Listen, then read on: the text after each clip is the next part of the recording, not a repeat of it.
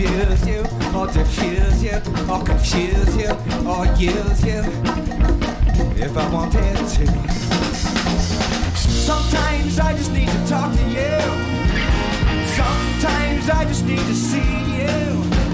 Sometimes I just need to be with you. But everything gets better, everything gets better, everything gets better.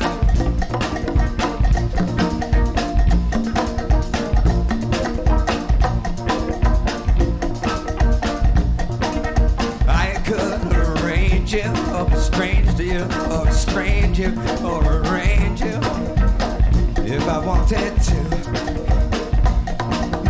I could debate you, or hate you, or inflate you, or deflate you, if I wanted to. Sometimes I just need to talk to you. Sometimes I just need to be with you. Sometimes I just need to see you. And everything gets better, everything gets better, everything gets better.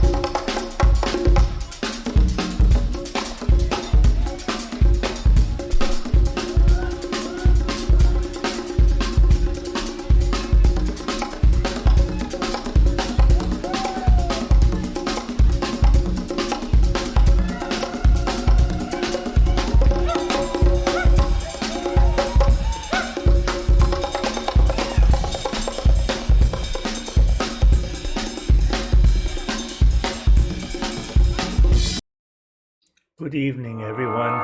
We start the haunting hour with an episode entitled Murder Wears a Strange Mask. Here we go. Welcome to the haunting hour. Viathan's Way. Hi, how are you? Are you ready to get scared? Are you ready to get spooked? Have we got a haunting hour for you? Ha ha ha!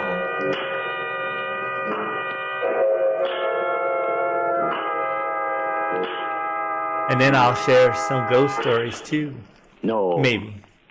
No, stay where you are. Do not break the stillness of this moment.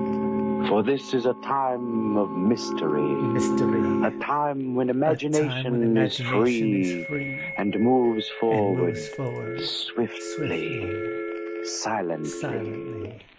This is the haunting hour. Welcome, ladies and gentlemen. How is everyone tonight? Get ready to get spooked. Murder wears a strange mask.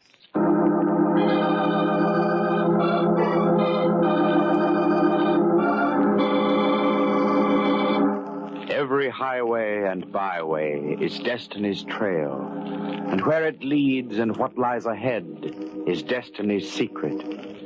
Down a dark road speeds a car, bearing in it two who are destiny's children. Oh, they don't know it. To themselves, they're two people on their way to a masquerade ball. Steve Raymond and his fiancée, Marcia Phillips, heading for an evening of gaiety and laughter. But they are destined to spend a strange, macabre evening in fear, for one of the guests at the masquerade is dead. You're rather fetching in your gypsy costume, Marcia. In a moment, I'll be tempted to read your mind. Well, there isn't much I can hide from you, darling. Your womanly instincts are quite remarkable. Especially where Joan Williams is concerned? Oh, now look here, Marcia. I must admit this magician's disguise of mine isn't too effective. For one thing, it hasn't helped me to change your disposition. Steve. But if you will, my dear, please try to check your suspicions at the door. Fortunately, we're not married as yet, and Ben Carter's masquerade promises too good a time for you to spoil. At the risk of being stubborn, dear, I'm curious to know what you see in her. Or perhaps you can tell me why Roy Benson is still madly pursuing her. I guess he never stopped loving her. He was her first husband. Just the same, Steve, dear. If I so much as see you go near her tonight, I might be tempted to drop a potent mixture in the punch bowl. Oh, be careful with your predictions, darling. You're a gypsy fortune teller tonight, and I'd rather not see you proven accurate. That's up to you, Steve. You're a little early with your masquerade, Marcia. Wait till we get to Ben's place. Then you can feed strychnine to Joan Williams and all my other lot. Oh, this one's going to be an interesting one, isn't it?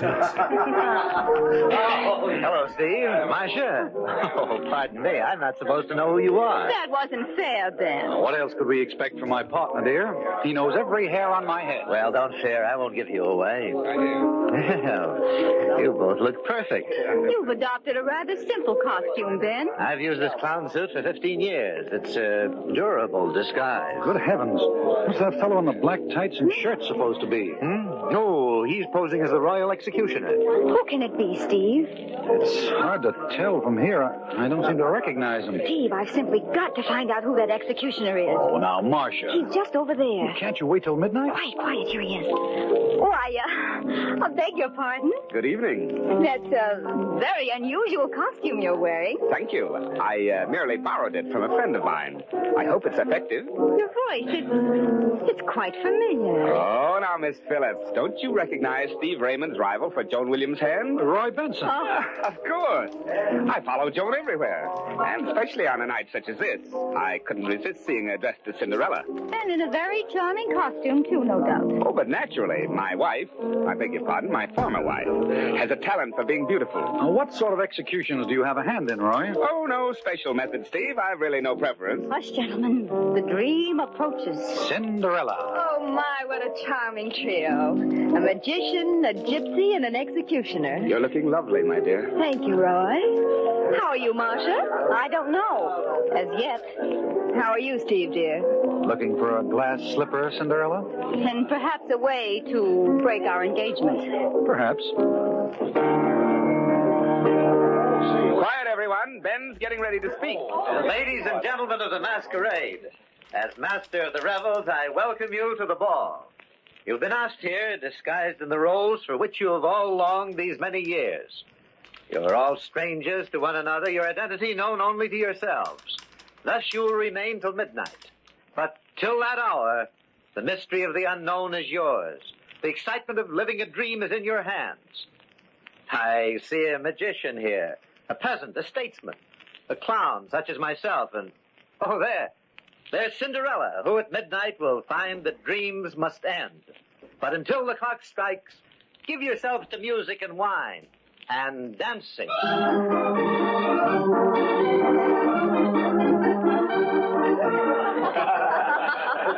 Now, there you are, my friends. The wiles of a sorcerer are many. Oh, show us another trick, magician. No, I must put my knives away now. One more trick, and your eyes will be quicker than my hand. Steve, I've got to see you. Oh, want to know how I did that last trick? Come here, quickly. What's the matter, Ben? There's something upstairs I want you to see. Can't it wait? You had better come now. Whatever it is, you're guarding it like a state secret. Ben, don't look so pale. It can't be as bad as all that. Were you up here earlier this evening? Yes, I think so. Were you in the library? You must have been spying on me. I was there a little while ago. Where are we going?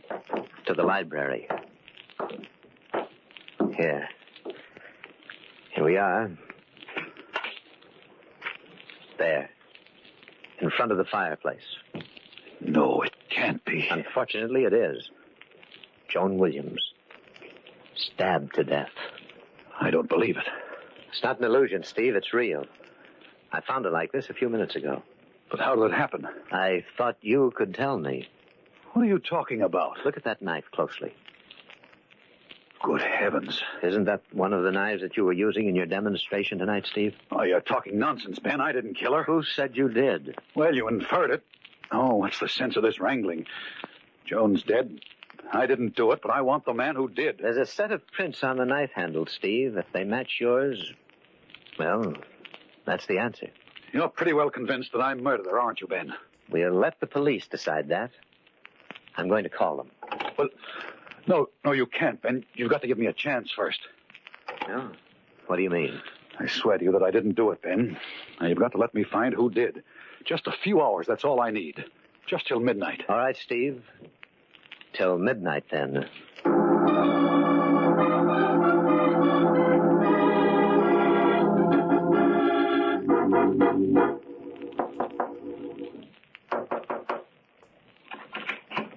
Hello, darling. Who's in the library with you? Oh, come in quickly.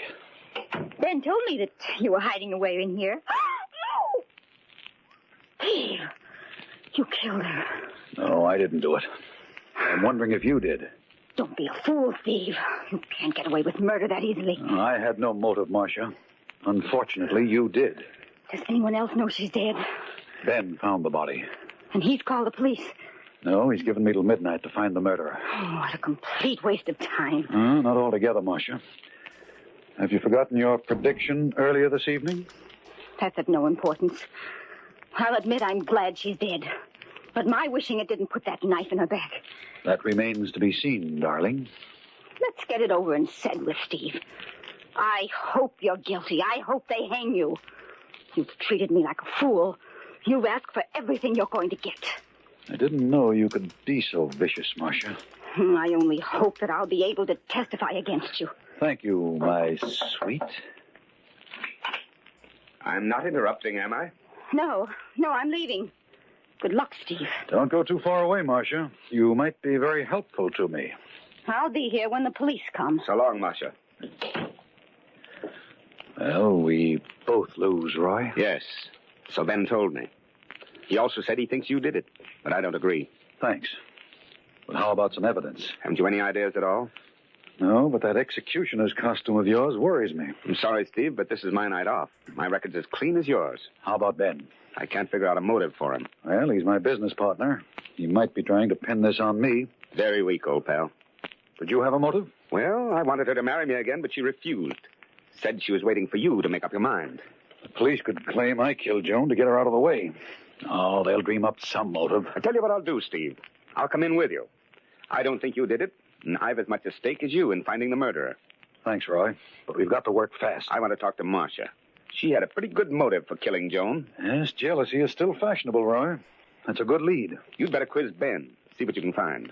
He's been pretty anxious to call the police. I wonder what he's hiding. Suppose you rattle a skeleton or two in his closet, Steve. Maybe we'll come up with a murderer.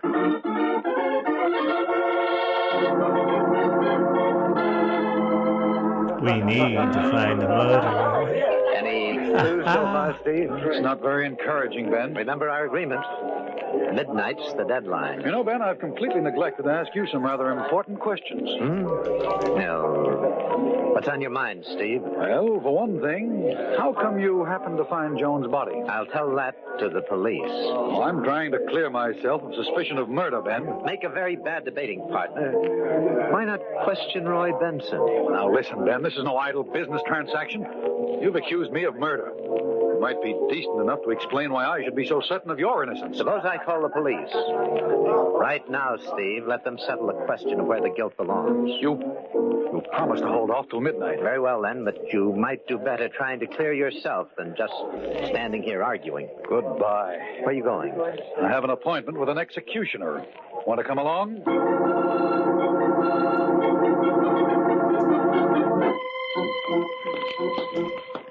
Is Roy waiting in the library? Yes. That's strange. What's wrong? The door's locked, but the key is in the lock. Here, let me open it. Here we are. Ben, look, there by the table. Great Scott. It's Benson. We're too late. He's dead. It's horrible. The bullet did a thorough job. Strange we didn't hear the shot. I used a silencer. It's still on the gun. No, don't touch it, Ben. Leave it for the police. I want to apologize, Steve. You're completely innocent. How do you know? Well, it's obvious now. Roy killed Joan probably because he was incensed at her refusal to marry him again. Then he committed suicide at the realization of what he'd done. Well, that's a logical explanation, Ben, and it clears me completely, but I can't accept it. Why not? Because Roy didn't commit suicide. Steve, look at the layout of the room yourself. The gun's in his right hand. He was shot in the right temple. And the body of his victims beside him. Very neat deduction, but you left out the one flaw.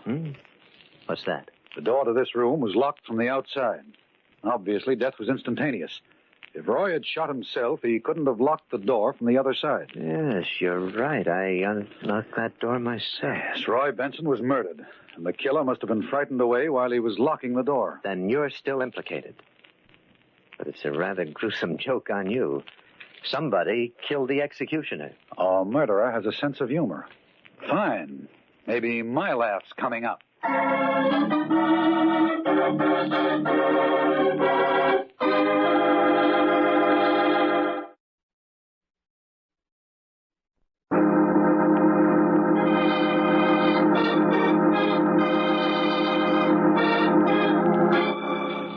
Destiny's Highway has led Stephen Raymond and his fiancée, Marcia Williams, to the home of Steve's partner, Ben Carter, where a masquerade ball is in progress. It is a house of gaiety. Music and laughter pervade the lower floor. Yes, downstairs there is revelry, but upstairs, death. In the library lie the bodies of Joan Williams and Roy Benson, her ex-husband. Steve Raymond, who has come to the masquerade dressed as a magician, is the chief suspect. For while Roy Benson was shot, the knife found in Joan Williams' body was used in Steve's magic act. Ben Carter, Steve's host, has promised to wait until midnight before calling the police in order that Steve might find sufficient evidence to exonerate himself and perhaps find the real murderer. Steve is alone with Ben Carter. They're talking. It's not very far from midnight, Steve. Well, until they unmask Ben, I have a chance to find the murderer. The same person killed them both. The knife that killed Joan was yours. But whose gun was it? Well, the police can trace the registry. That's impossible. The serial number was filed off.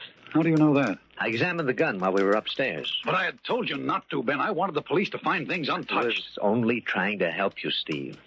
After all, you're the only one on whom the police can build a case. Remember, it was your knife that killed Joan. Well, whoever stole that knife from me killed Joan and Roy. Better use your magician's get-up of yours, Steve, and see if you can pull a murderer out of your top hat. Yes, I'm going back to the party and do just that.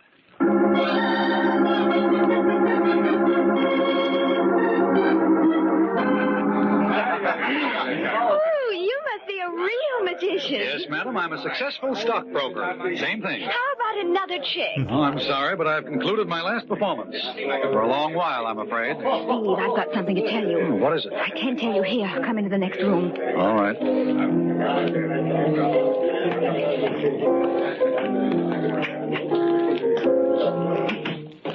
Steve, I think I know who killed Joan and Roy. Good girl. Who? Ben Carter. Are you sure? Practically. I was in the library looking at Joan's body, and I heard somebody in the next room. I turned out the lights and hid behind the large chair next to the fireplace. Did he come into the library? Yes. It was pitch black without the lights, but he had a flashlight with him. He played the light all over the floor as if he were looking for something. Do you know what it was? No, Steve. I was afraid to look out from behind the chair for fear he'd see me. How long was he there? Oh, about 5 minutes. I don't think he found what he was searching for, though.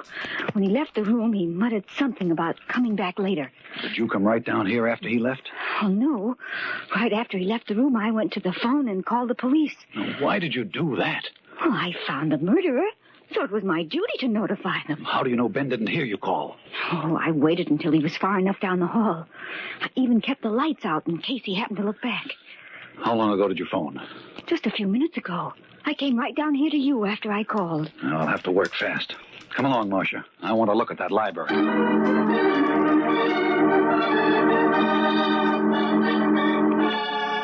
Oh, no light showing under the door. Let's go in. Nothing's been touched since I was here. Now, what could Ben have been searching for? Well, perhaps he dropped something when he killed Joan and Roy. Yes, possibly, but what? Steve, look. There. Under that chair near the fireplace. Yes, I see it. What is it? A large black button. I recognize that. Didn't you notice that one of the buttons on Ben's clown suit was missing? Yes, you're right, Marcia. There. Doesn't that prove his guilt? Well, not necessarily. The thing that still interests me is his certainty that my fingerprints are on the handle of the knife that killed Joan. Well, how could it have been used without disturbing your prints? By wearing gloves and using the blade part of the knife for throwing. That's very clever of you, darling. If my prints are still on that knife handle, they were placed there when I used the weapon in my little act downstairs. When it was stolen from me, the prints were very carefully preserved. What are you going to do? I'm going to make a call, try to get some information on fingerprints. Let me have the inspector, please. Wait a minute. Someone's on the other extension. Who is it? Ben. He's decided not to wait till midnight as he promised me. He's a little worried. Listen. Inspector Boland, this is Ben Carter, 116 Ocean Road. Yes, Mr. Carter. There have been 2 murders in my house. You'd better send someone out immediately. 2 murders? Both at the same time? No, they happened separately. What's going on up there? Please hurry. The murderer is still in the house. I'll watch him till you get here. We'll lock the doors. I want no one to leave before I get there. Crazy? He's giving himself up. I'm afraid he's not, Marcia. He's determined to prove me guilty. Oh, he hasn't a chance. Hasn't he? What proof do we have? Well, I saw him in this room. When Joan and Roy were killed? Of course not. But why was he sneaking around in here looking for this lost button? Well, whatever the reason, I'm afraid my goose and I are cooked quite thoroughly. Oh, no, you're not. Hey, where are you going? Quiet. There's someone at the door. I think you ought to know I called the police. They'll be here shortly. Yes, I know. We heard you on the phone, Ben. I wouldn't advise either of you to leave the house. Why don't you stop all this pretense, Ben? We know you killed Joan and Roy. Marcia's still loyal to you, Steve. I was behind this chair earlier this evening when you came up here prowling around with a flashlight. Well, why didn't you help me find what I was searching for? Was it this? Yes. Yes, the button from my costume. Please give it to me. Oh, no. This goes to the police. Well, Oh, don't be absurd, Marcia. I lost it up here before the ball began. I'm sorry to contradict you, Ben, but it was on your clown suit when we first came tonight. Well, Thanks for calling the police, Ben. All right, I admit I lost it up here after Joan and Roy were killed. I wanted the button back because I knew it would look suspicious if the police found it. Mm-hmm. It's midnight. I have to end the masquerade. Yes, and we mustn't delay the master of the revels. Coming, Steve? Yes, might as well, Ben. We'll keep an eye on one another until the police decide which one of us is the murderer. Who did it? Who's the murderer? Ladies and gentlemen of the masquerade, the time has come when you must leave the mystery of the unknown and return to the reality of the present. The peasant will become a wealthy man, the clown a respected philosopher, the beggar a statesman. This is the moment. Unmask, please. Ben, the police are in the hall. Take care of them for a minute, Steve. I'll be right back. Oh, I'll give them all the clues they require. Well, what's the delay? Mr. Carter will be here in just a moment, Inspector. My name's Steve Raymond. I believe that Mr. Carter considers me the principal suspect. Did you do it? No. I hope you'll believe me. I believe no one, only evidence. Would you care to see the bodies? I want to see Mr. Carter first. Come on, Inspector. That came from the garden. And that's where we're heading for. Let's go.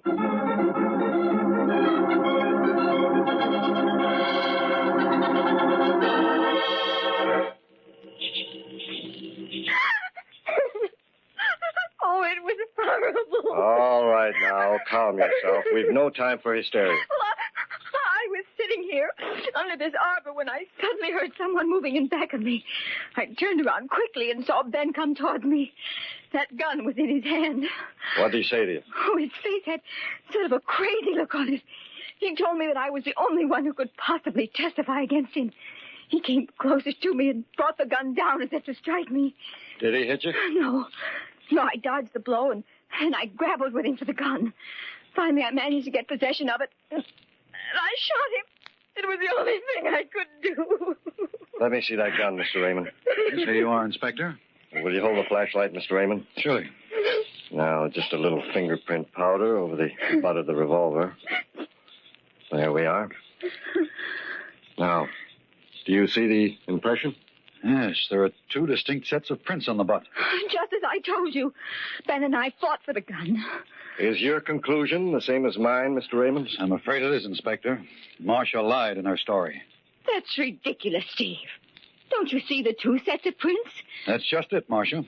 If you and Ben had fought for possession of the gun, the two sets of prints would have been smudged and blurred. Not distinct and clear as they are now. It was very convenient of you to tell that story. Why'd you try to kill this man? Try.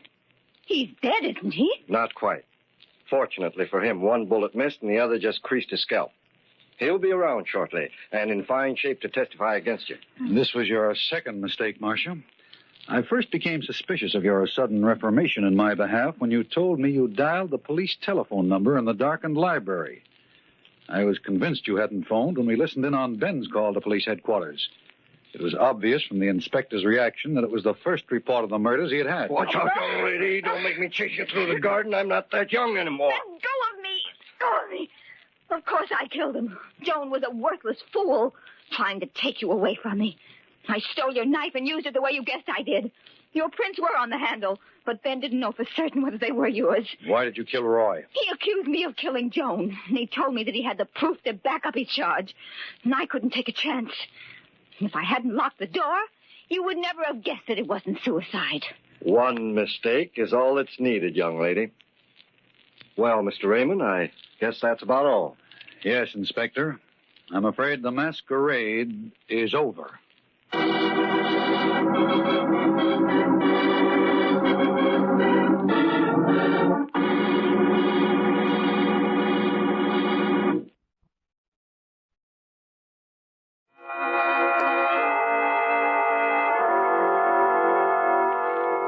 From shadows and stillness, mystery weaves a spell of strangest fascination, charging the mind with doubts and fears.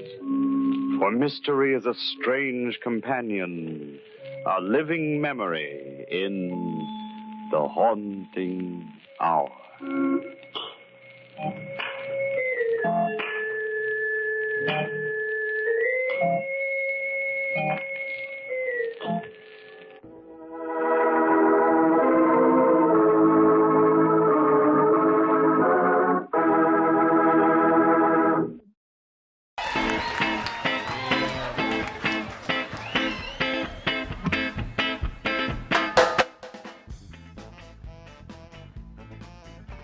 That was the first episode of The Haunting Hour. Now, before we get on to the second episode of The Haunting Hour, I'm going to tell you a little story. Why not, right? This story is a ghost story. It's called, and this was taken from The Moonlit Road. I have a couple of my own stories posted there, but this is not one of them. This story was written by... Who was it written by, actually?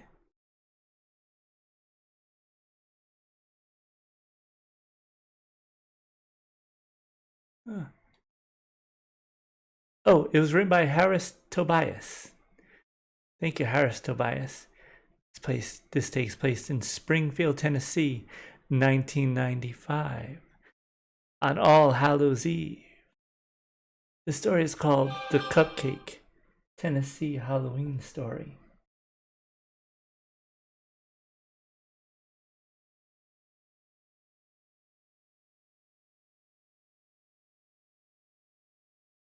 Springfield, Tennessee, 1995, on All Hallows Eve. It was a freer time. You could let your kids go. It was a freer time, sorry. You could let your kids go door to door unsupervised. Not really. You should never do that, but you could if you were going to areas of towns that you knew, you know? So, and you knew the people. Anyway, and you knew who your neighbor was. Yeah, exactly. Or did you? That'd be the question, isn't it? Trick or treat, the eager young faces of little Terry Whipple called. Old Miss Parker beamed her kindest smile at the elaborately costumed 7-year-old. Aren't you just the cutest little thing? And what are you supposed to be? Miss Parker asked, straining to keep her pleasant demeanor. I'm a witch, replied the little girl,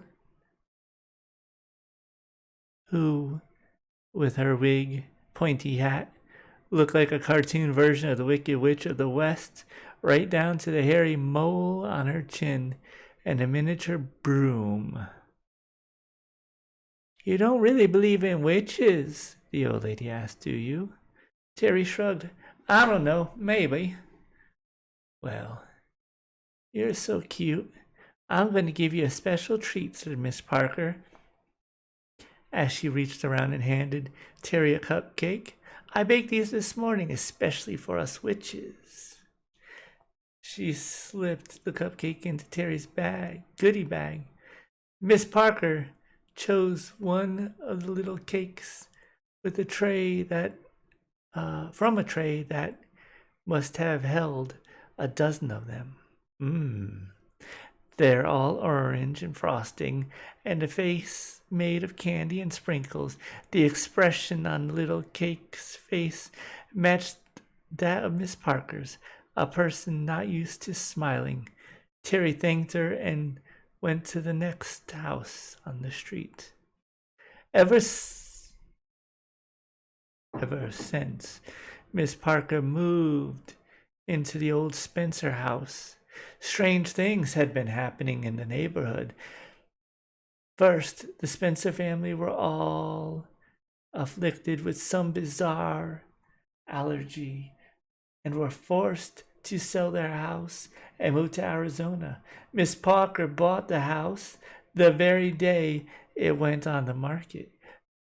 The Whipples became her next-door neighbors. Terry had been introduced to Miss Parker when her mother brought her a plate of cookies and welcomed her to the neighborhood. It's so sad about the Spencers, Terry's mother said. We'd been neighbors for such a long time. It's so strange, them getting sick like that. Miss Parker just smiled her not quite smile and said nothing. Maybe she nodded, we don't know. Then the Bartlett boy disappeared. The police were still looking for him. Now it was Halloween and Terry was allowed to visit her neighbors and ring the doorbells all by herself. She should not have been. Terry knew all the families, and up and down the block, they all knew her. I don't trust anyone, so I would never let my child out there alone. Everyone gave her something. Mostly it was candy, but sometimes coins. When she got to the Bartlett's house, she hesitated, wondering if it was okay to disturb Miss Bartlett, what with Billy being missing and all. But after some small deliberation, she rang the bell. Miss Bartlett answered. There was dark circles around her eyes, and she had been crying. Trick or treat, called Terry. Sorry if she was there. Well, aren't you the cutest little thing? Said Miss Bartlett, making an effort to be happy, and handed Terry an apple. The Bartletts always gave apples on Halloween. They believed the sugar was bad for children. Then, quite unexpectedly, Miss Bartlett burst into tears and had to close the door. When she had been to every house on the block, Terry returned home and dumped her lutes out on the kitchen table. She was about to take a bite when she noticed that the apple had already been bitten into. The apple white flesh was already turning a color of dried blood. She didn't remember the apple having a bite missing when Miss Bartlett handed it to her. She threw the apple into the garbage. Maybe Miss Bartlett was too upset to realize what she was doing. That must be it, poor woman. It must be too hard to lose children like that. A child is never meant to go before the mother or the father. One minute he's playing on the street, and then the next he's gone. Terry looked at the cupcake again. Now the face was smiling, a nasty, satisfied smile. The kind of smile you get when you've done something bad, but it feels so good. This was too much. Terry picked up the cupcake and tossed it into the garbage too. She noticed a blob of orange frosting on her hand. She washed her hands, brushed her teeth, and ready for bed, she slipped into her pajamas, kissed her parents good night. She lay into bed for a long time before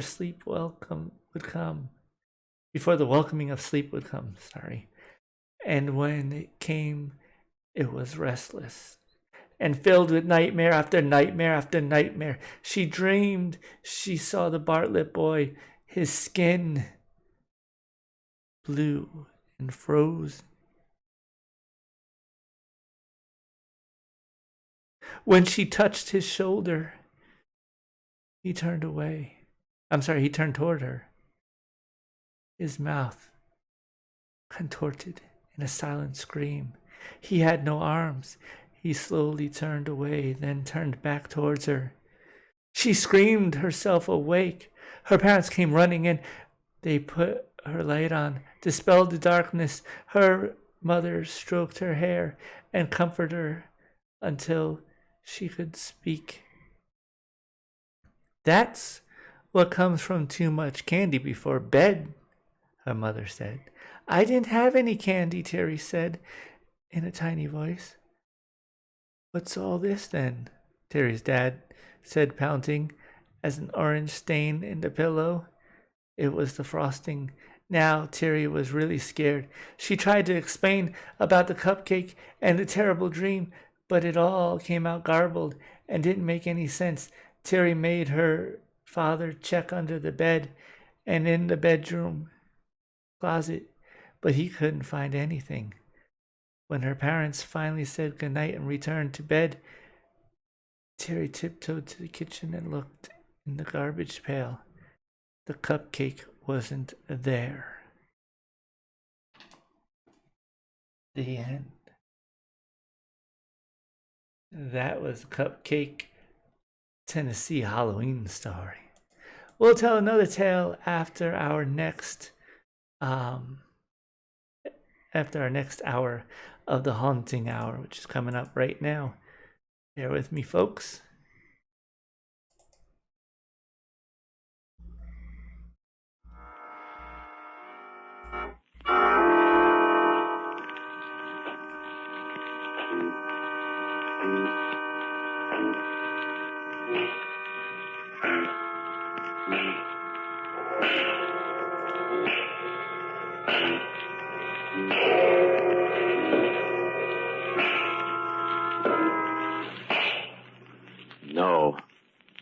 No, stay where you are. Do not break the stillness of this moment. For this is a time of mystery, a time when imagination is free and moves forward swiftly, silently. This is The Haunting Hour.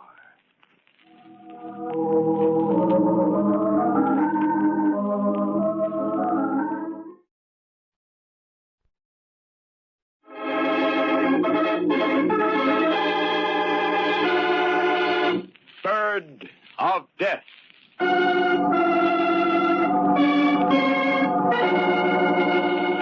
This is the story of a man named Spear, of a bird, a kind of carrion crow, and of a student of birds named Victor.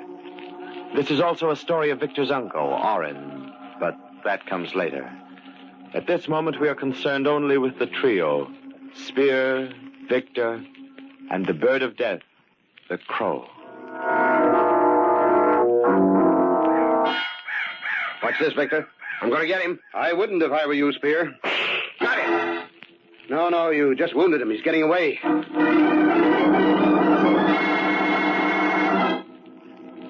Why did you object to my shooting that bird? It's a member of the Corvus Coroni family, a kind of carrion crow. So what? Well, there's an old Indian tradition about those particular birds. A tradition, eh? Well, what is it?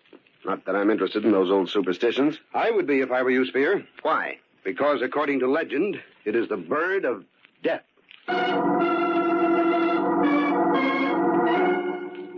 This is also the story of Victor's uncle, Orrin, a man with a different kind of interest in birds, an interest that often took him and Spear to a certain marsh. Are those all the decoys we brought with us, Spear? Yes, sir. Then roll over to the blind. Never can tell when a flight of ducks will come along. Yes, sir. There's that old fishing weir. It's a pity it isn't used anymore. I hate to see anything wasted. Yes, sir. Just a lot of stakes driven into the marsh. A fish trap. They bait it, the fish get in, and they're caught. Looks like an arrow from above. Yes, sir. I'm glad we put the decoys around it. It's a natural place for them. Makes the setting perfect. No duck will be suspicious of it. Yes, sir. You stop that infernal yes, sir. Can't you say anything besides yes, sir? Yeah, of course, Mr. Orrin. Anything you wish. You know, you're too agreeable today, Spear. Too agreeable. There's a streak of cussedness in you. It's usually right beneath the surface, but you're covering it up today. And covering it up real well. What's up? Why, nothing. Nothing at all, Mr. Orrin. I don't know what you're talking about. You don't, eh? Well, most people don't know what the other fellow's talking about. That's what's wrong with the world. More people would. Hurry up, Spear. You're rowing as if we had all day. Yes, sir. Can't get over what a perfect setting that old fishing weir makes for our decoys. Why, the ducks will come right into the nozzles of our shotguns without suspecting there are any hunters around. It's a good setup, all right. Good. It's perfect. You know, that's what counts in the world, Spear. The setting. Give a man the right setting and he can get away with murder. Why, there's been many, Hey, Spear, you're not rowing toward the blind. No, I'm not, Mr. Orrin. You're rowing toward the fishing weir. What's the big idea? It's the right setting, Mr. Orrin. Give a man the right setting and he can get away with murder. You said so yourself. Murder? Murder? What are you talking about? Whose murder? Yours, Mr. Orrin. You stopped rowing. Now, Spear, I don't like this. That's understandable. Most of us are cowards. We flinch from death.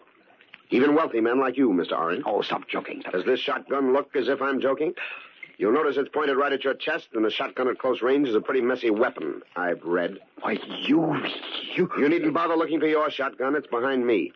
You haven't a chance in the world of getting it. In fact, you haven't a chance, period. Spear, you're crazy. You can't get away with this. I'll call for help. In the first place, you won't call. The instant you even try to yell, I'll pull the trigger.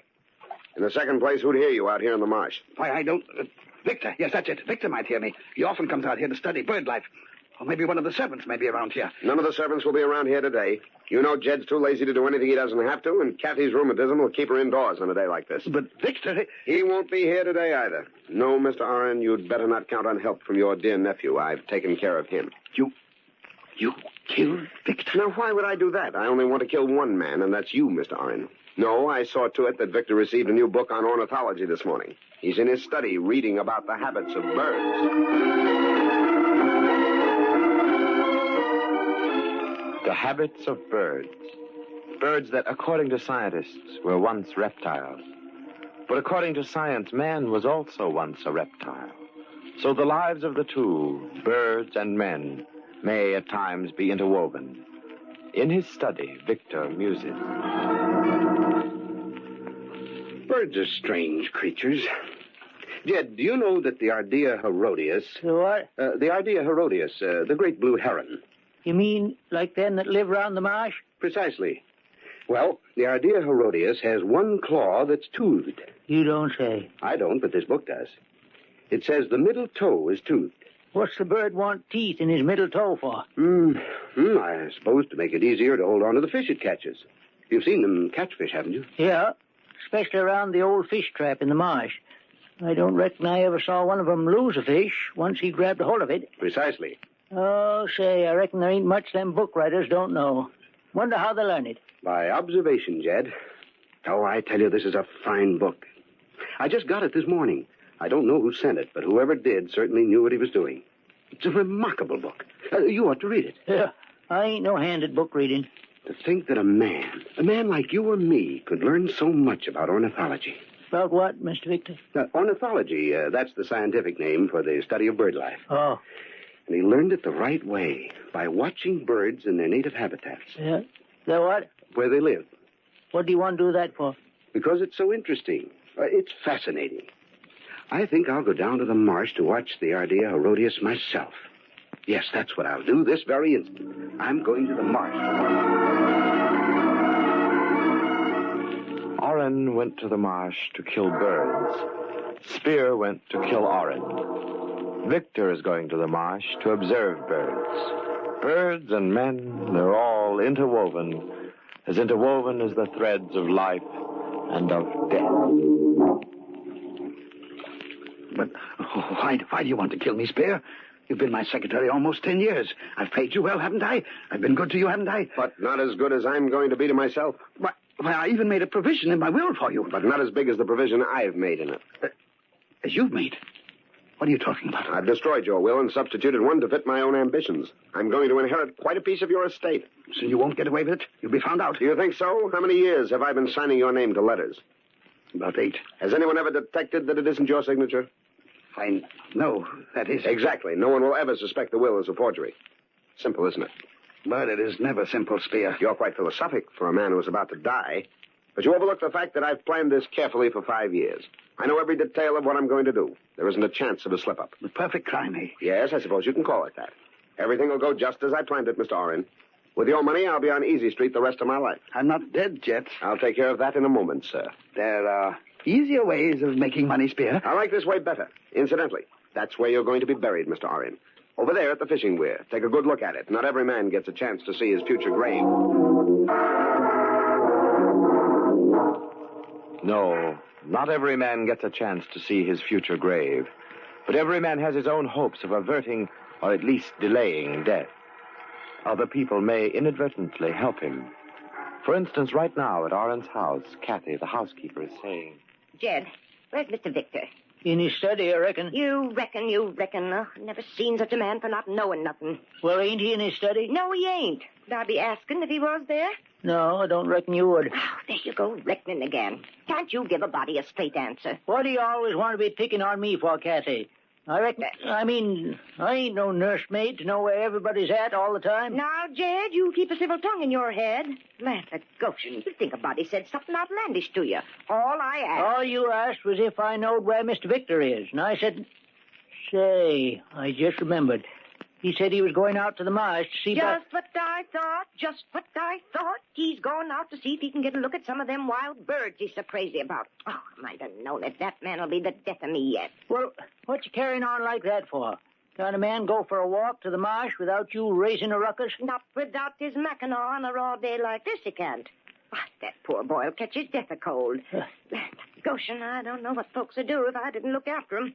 Now, you get Mr. Victor's Mackinaw and take it to him right this minute. Oh, Kathy, if he didn't take it himself, maybe it's 'cause he don't want it. Jed, you do like I say. You take Mr. Victor's Mackinaw to him right this minute. If he had my rheumatism, he'd know better than leaving it behind. But how am I going to know where he's at? You just said yourself he was going to the marsh. Well, you go there, too. Keep looking till you find him. Oh, all right. Don't get het up about it. I reckon all I do around here is go traipsing around following.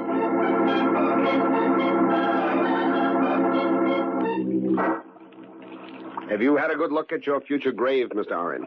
You're going to be in it soon. I'm going to kill you with your own shotgun. It'll be the culmination of 5 years of careful planning. Oh, you ungrateful wretch. I ought to... You ought to keep quiet and listen to me. And don't make any suspicious moves. I've got an itchy trigger finger, and I don't want anything to happen to you until I'm absolutely ready. Spear, I'm telling you again. You're telling me again that I can't get away with it. Well, you're wrong, Mr. Oren. You're not dealing with stocks and bonds now. You're dealing with human life. Your life. All right, Spear. You win. I'll make a deal with you. What kind of a deal? I'll pay you as much money as you want. If only you won't kill me. Do you understand what I'm saying? I'll make you rich. You'll double-cross me, that's what you'll do. No, honestly. Honestly, that's a laugh. What an awful sap you must think I am. Why, you turn me over to the police so fast it would make my head swim. But it's your head that's going to swim. Underwater. No, Spear, please. I'm going to shoot you, then I'm going to tie you to the bottom of one of the stakes of the fishing weir. You'll be fastened so securely, you'll be there forever. No one will ever find you there. Spear, listen to me. I'll do anything you say, anything. Only don't kill me. You're stalling for time, Mr. Oren, but it won't do you any good. Listen to me. You know nothing you say will keep me from carrying out my plans. I'll sign my property over to you. I'll make it legal. You'll be rich. Now think it over. I have thought it over. For 5 years. That's a long time, Mr. Oren. Everything is just as I planned it, including your begging for mercy. I promise. I promise I'll never tell anybody about this, if only... Of course you'll never tell anybody about this. You know the old saying, dead men tell no tales. Spear, I don't want to die. No one wants to die. And no one wants to lie at the bottom of a marsh tied to a fish trap.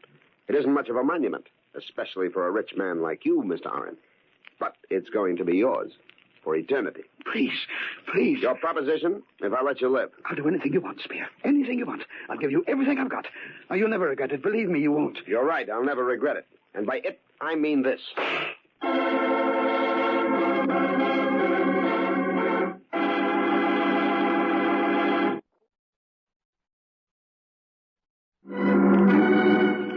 This is the story of Spear and a gun which he fired twice. The first time at a crow which he did not kill but merely crippled. The second time at his employer, Mr. Oren, whom he murdered on the spot. This is the story of Victor, Mr. Oren's nephew, a student of bird life who worries about the crippled crow and who questions Spear about the disappearance of his uncle. He does not know that Spear has fastened Mr. Oren's dead body to the bottom of an old fishing weir in the marsh. You were right, Victor. That crow was the bird of death. Of course, I don't believe in Indian superstitions, but if I hadn't shot that bird, maybe Mr. Oren wouldn't be dead now. Don't blame yourself, Spear. But what I can't understand is why we haven't been able to recover the body. That crew of men has been searching around the center of the marsh with grappling hooks all day now. Maybe the body is caught on a shrub or something at the bottom. Yes, could be. If that's the case, I'll ask them to use dynamite. Dynamite? I hadn't thought of that. Are you sure you pointed out the exact spot where the accident happened? I'm positive. Then there's nothing to do but use dynamite. That'll dislodge anything in the immediate vicinity.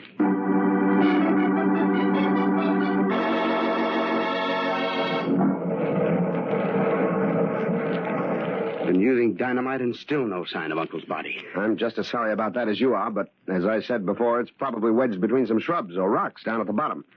These old marshes are full of them, you know. Yes. I know how you must feel, Victor, but please bear in mind it isn't easy for me either. I can understand that, your having been with him when it happened. I'll never forget it. It was terrible. Last night I dreamed about it. I felt the water closing over me as I surface dived the last time trying to find him. My hands searched in vain. I could feel the water suffocating me, and then I awoke drenched in cold sweat. Oh, if only I could have saved him. Don't blame yourself, Spear. You did everything you could. It's too bad Jed and I didn't get here about 5 minutes sooner. Then we could have helped. Yes, it's too bad.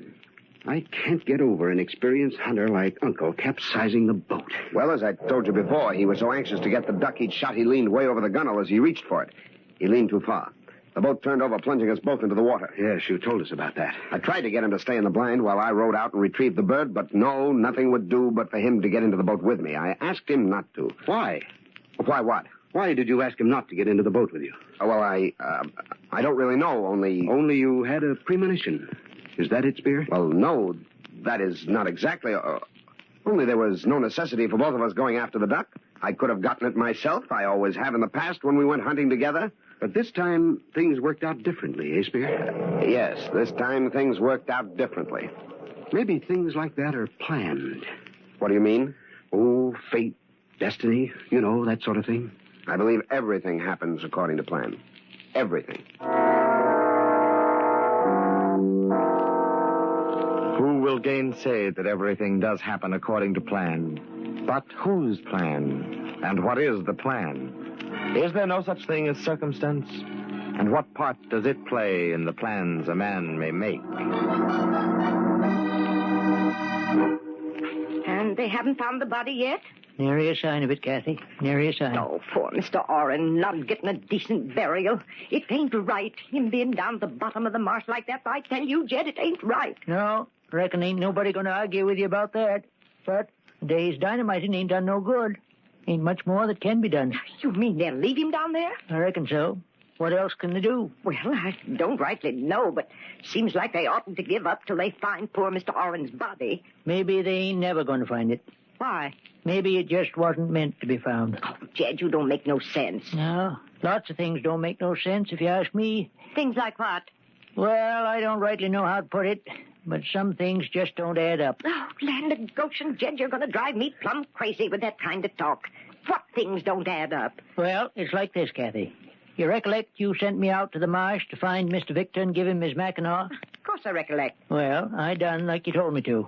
I found him moseying along toward the marsh, reading one of them books that he got the very day of Mr. Orrin's accident. I know all about that. Yeah, but here's what you don't know.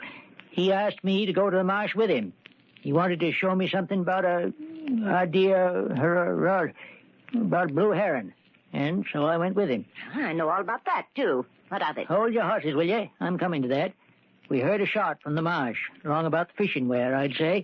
And a few minutes later, when we got there was Mr. Spear dripping water and climbing out of the marsh with his story about how Mr. Orrin was drowned. Well, what don't add up with that?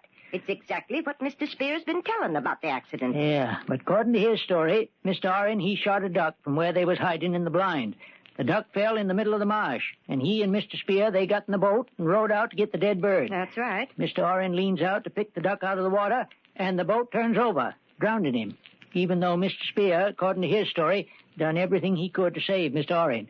Now, appears to me that was a mighty short time for all that to happen. Seems like all them doings ought to take more than the 4 or 5 minutes it took me and Mr. Victor to get to the marsh and see Mr. Spear climbing out of it. Oh, land of Goshen, Jed, that kind of talk would drive a body clean out of their mind. Maybe it took you and Mr. Victor more than 4 or 5 minutes to get to the edge of the marsh. No, it didn't. And even if it didn't, that don't mean nothing. Things just naturally happen fast sometimes. Yeah, maybe. But still, it just don't set right with me. I reckon it ought to take more time than that for all them things to happen.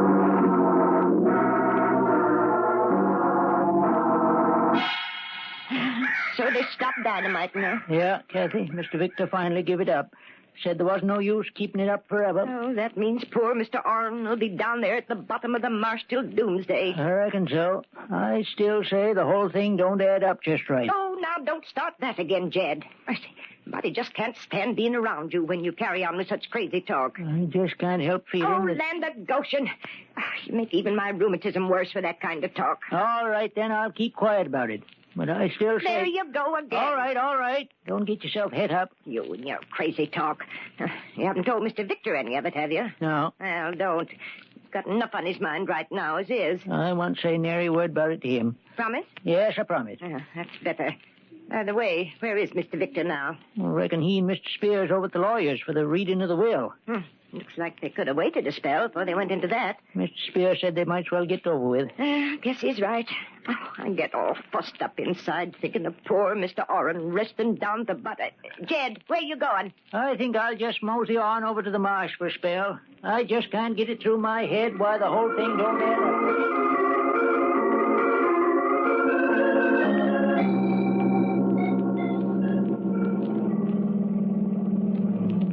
Believe me, Victor, the contents of the will are as much of a surprise to me as they must be to you. I thought Mr. Orrin would remember me, but I didn't dream he would leave me the bulk of his estate. Neither did I. I'm sorry if it upset your plans in any way. My plans?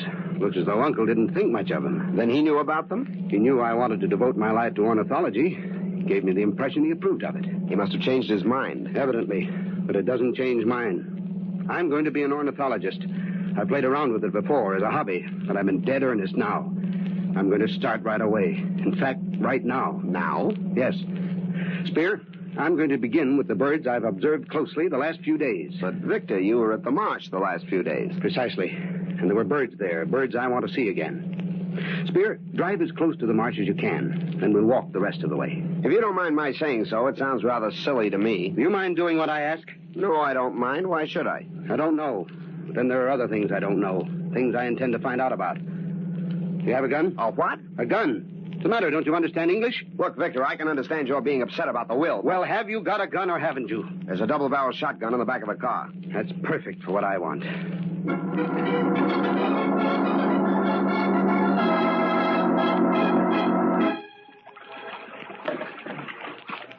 Now, row out to the middle of the marsh, where the accident happened. Very well, if that's what you want, but it seems rather... That's what I want. Okay.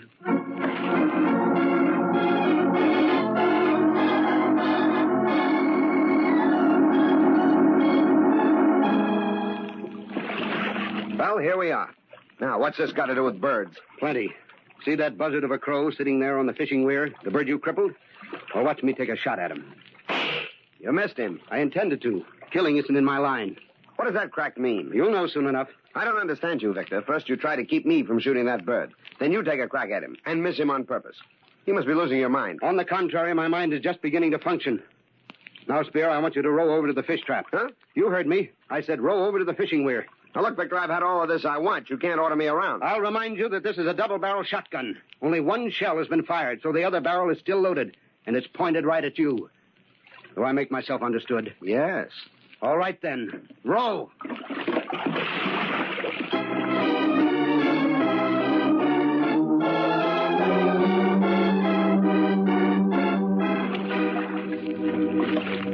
Edge the boat over a little, Spear. Right against the stake that crow is sitting on. Why, it's back. Yes, it's back. Back on the same stake it's been sitting on for 3 days now. It just sits there and stares hungrily straight down into the water. Well, what of it? That bird is a scavenger, Spear. It isn't here to catch fish like the other birds. It's only interested in carrion. All right, so it's interested in carrion. What's that to me? You're interested in carrion too, Spear, but in a different way. You're crazy. You don't know what you're saying. Prove it. Let's investigate that stake, the one the bird was perched on. No. No, let's go back to the house. You're afraid because my uncle's corpse is at the other end of it, Spear. No, of course not. It's because... Well, you give me that... No. I've got the gun. All right, your uncle's down there at the bottom of the fish trap. I killed him just as I'm going to kill you right...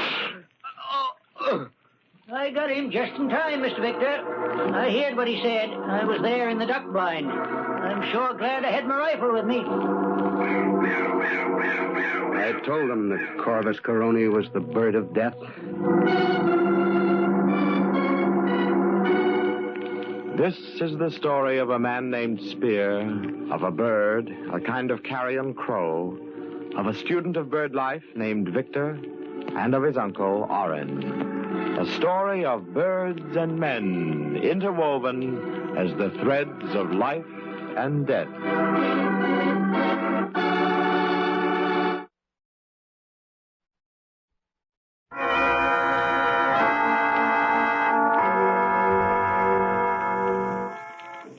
From shadows and stillness, mystery weaves a spell of strangest fascination, charging the mind with doubts and fears. For mystery is a strange companion, a living memory in the haunting hour.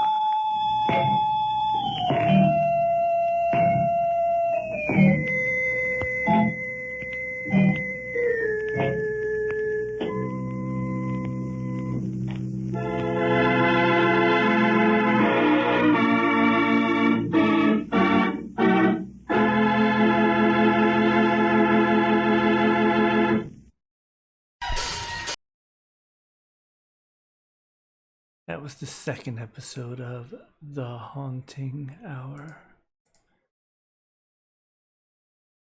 We got a tale to share with you.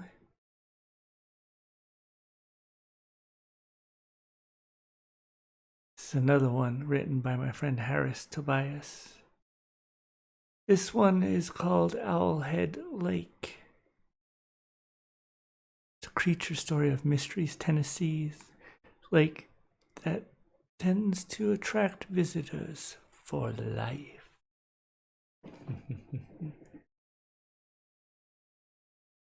One wonders how these places get their names. There was nothing especially owlish about the 60 acres of surface or the little island that poked their little islands that poked their domed heads above it. It was a pretty lake in the Tennessee woods, peaceful and pristine.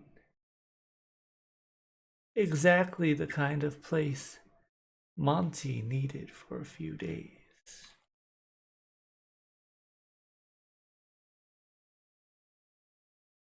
There was a couple of reasons Owlhead Lake appealed to him.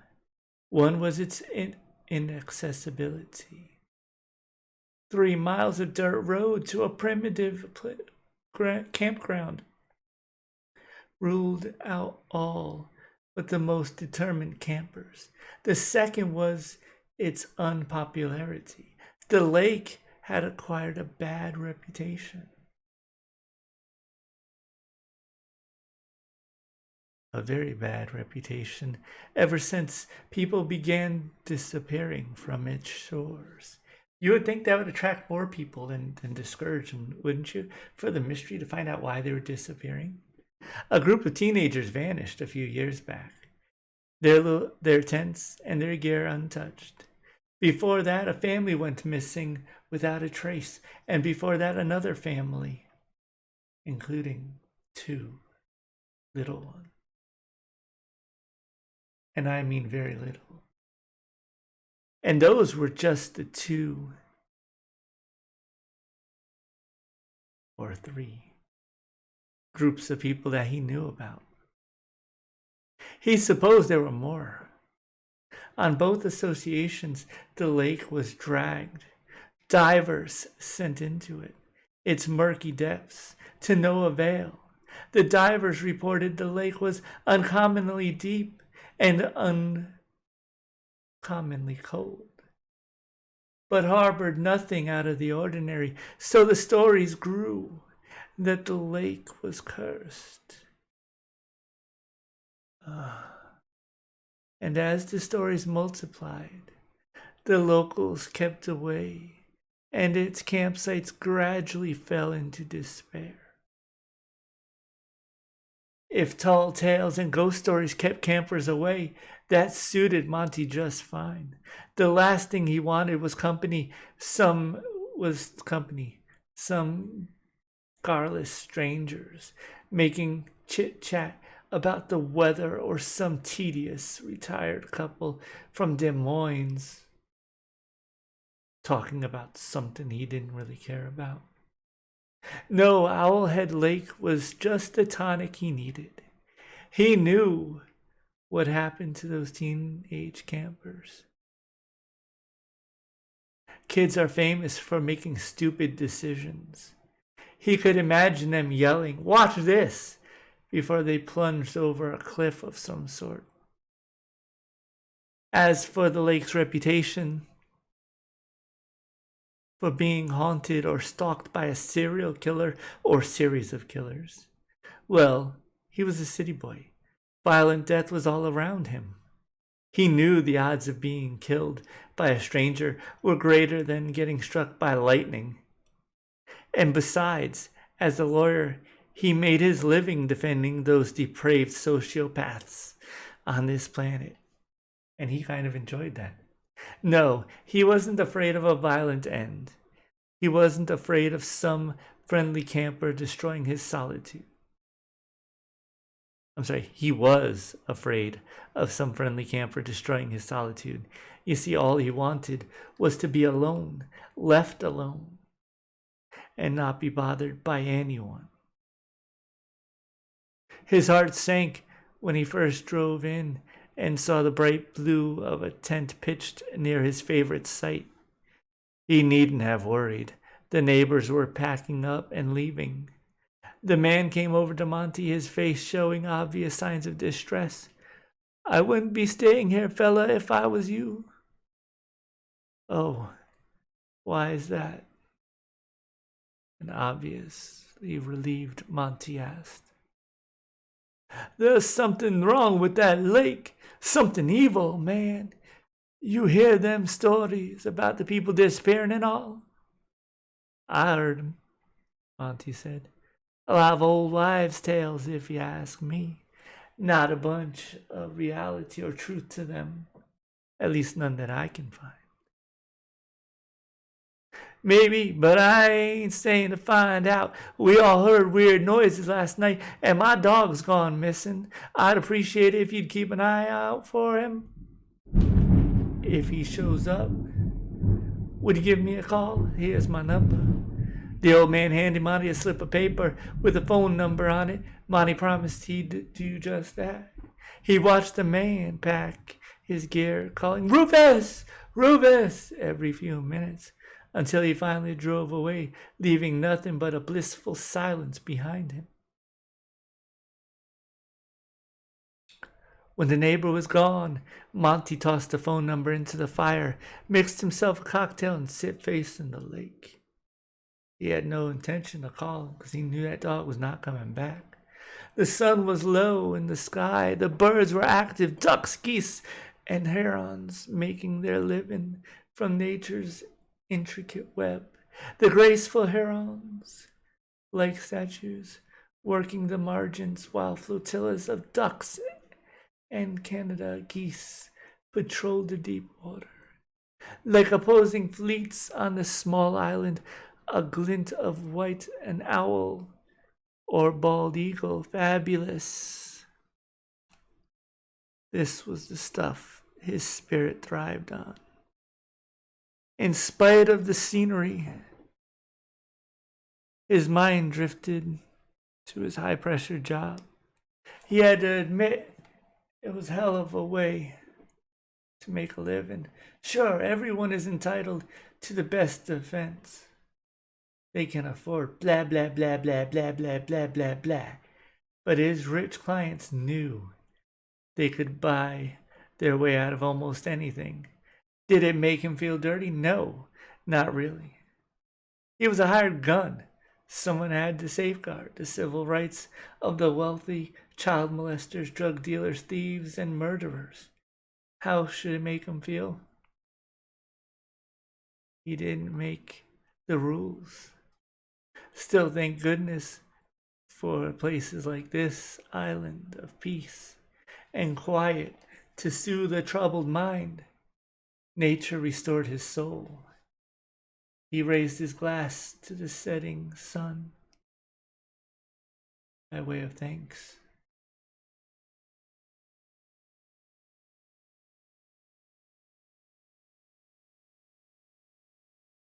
Weren't there 3 islands in the middle of the lake? Oh, yes. From this angle, it looks like 2, but there were 3 little mountains. He knew them well. He called them the 3 knobs. They looked like tops of 3 heads, dome-shaped and symmetrical. They reminded him of 3 bathers wearing forested bathing caps. Something spooked the Canadian geese just then. They broke the placid surface of the lake in a spontaneous dash into the air, sounding their alarms. He admired the natural world. Now there was a system of justice that made sense to him. Eat or be eaten. The strongest survive. That was how it should be. There was no plea bargaining out there. No siree, Bob. When his attention returned to the islands, they were spread out in a line before him. The sun was a golden ball, spreading jewels on the rippled sun. The fleeing geese reminded him of the case he just finished litigating, Chichi Maldonado. What a piece of work. If everyone deserved to be locked up, it was Chichi. Bargaining down multiple felonies to a few, months of county club prison due to a technicality. That's why he made the big bucks. He even got a bonus for that bit of work. What a system. What a system indeed. Was he mistaken? Or was the configuration of the islands slightly different now? One of the knobs seemed to have drifted closer. It must have been a trick of the light. Then the sun was almost down. What a scene. A sky stripped like cotton candy and grape soda. The reflection on the lake was flawless. The picture, what a picture. He pulled out his camera and snapped a few for posterity. The heron called and took wing, calling it a day, I guessed. He guessed. I guessed. The ducks, too, took wing. Where do ducks sleep, he wondered. He loved the sunsets on the lake. He was there 6 months before. He looked back in the little camera's memory and pulled up some shots he'd taken in May. Yes, that was another soul-satisfying sunset. What was different about that earlier shot? The knobs in the earlier picture, they were somewhere else entirely. That's strange, he thought. It was the last rational thought before the island dragged him kicking and screaming into its toothy maw. The end of the story and of the lawyer.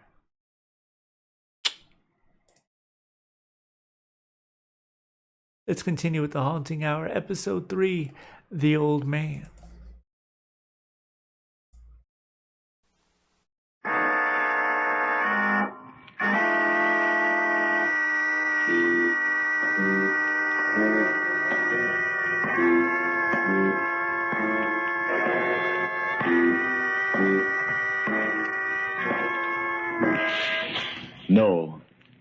No, stay where you are. Do not break the stillness of this moment, for this is a time of mystery, a time when imagination is free and moves forward swiftly, silently. This is The Haunting Hour.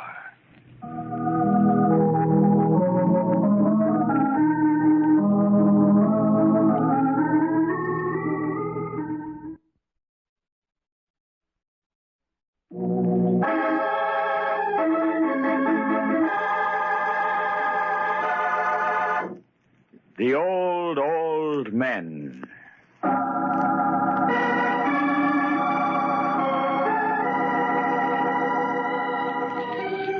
At the foot of Fulton Street, where fishing vessels and other boats come laden with cargo for New York City's people and industry, lies the Schooner Hotel, surrounded by dingy fish markets, gray, forbidding warehouses, and abandoned buildings. It overlooks the cobblestones of South Street.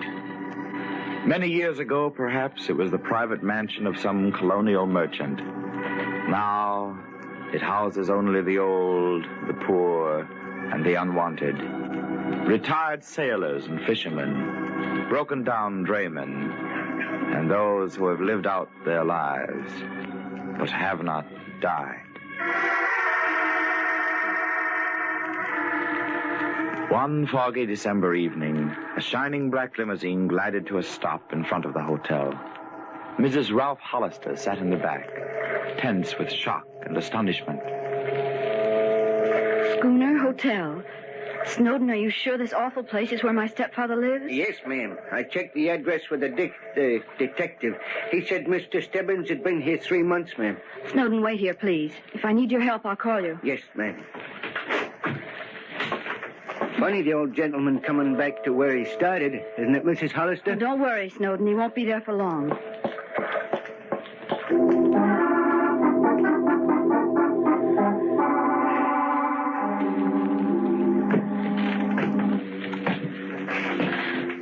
much higher, Mr. Hazard?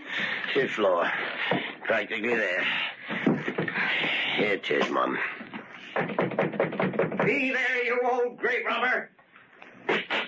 What in the name of Sam Hill? Diana. Good evening, Father. Oh, yeah, Diana. Joe, I'd like you to meet my daughter, my stepdaughter. Diana, this walking corpse is Joe Hazard. He runs the place. We've met. That'll be all, Mr. Hazard. Yes, ma'am. See you later, Larry. Dead, I hope. Let's go inside, Dad, and shut the door. Have a seat, Diana. I won't sit down because I'm not going to stay. You've had us all worried sick, running away from home and not letting us know where you were. I sent you postcards. What more do you want? You're coming home with me right now, immediately. Now, let's start packing. Now, Diana, don't start that. I'm not going back to all those stuffy society people. You're 78, Father. You're rich, entitled to comfort. Diana, now you get this straight. I won't go back with you. Dad. Now, listen, Diana, I've got everything I want. Good fishing, good sleeping, good eating, good friends. Friends? Those horrible old men? Yes, friends. And there's not one of us that doesn't look forward to the other's funeral.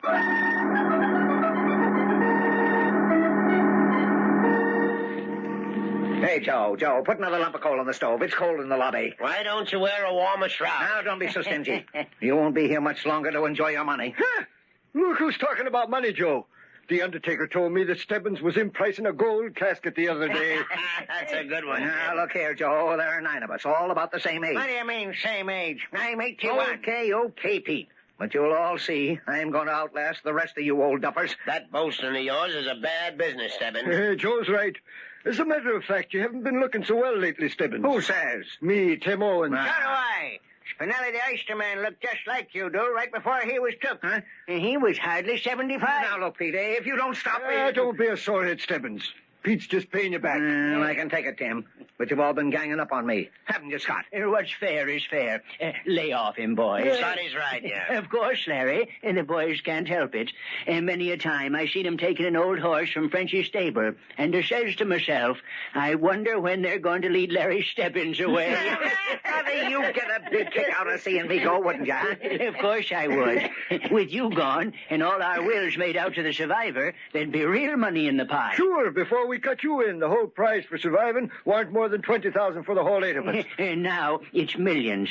That's why we're ganging up on you. Larry, I never could figure why, with all your dough, you took a hand in it. Why, to win, of course, Tim. To see if I can lick the game of death the way I've licked everything else. Stebbins, you know what I think. No, what? I think you're nuts. What? Well, we'll see. Now, Tim, I ran into a bargain you could use real soon. Yeah? Yeah. A nice, cheap gray.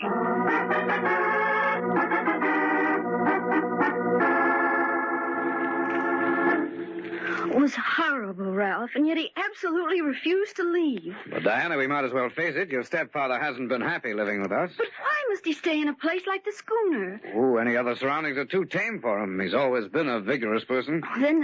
There's this morbid game they play. Oh, it's incredible. One night he said he climbed into bed and found a tombstone there with his name on it. Oh, it isn't human, Ralph. It isn't human. Oh, Diana. Now, darling, take it easy. Ralph, you've got to make him move. You've just got to. All right, Diana, but how? I don't know.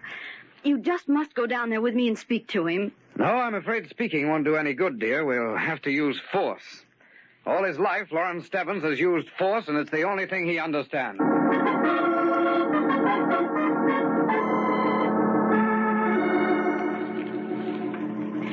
Do you know where Mr. Stebbins is, Mr. Owens? Couldn't rightly say. Saw him go out early this morning.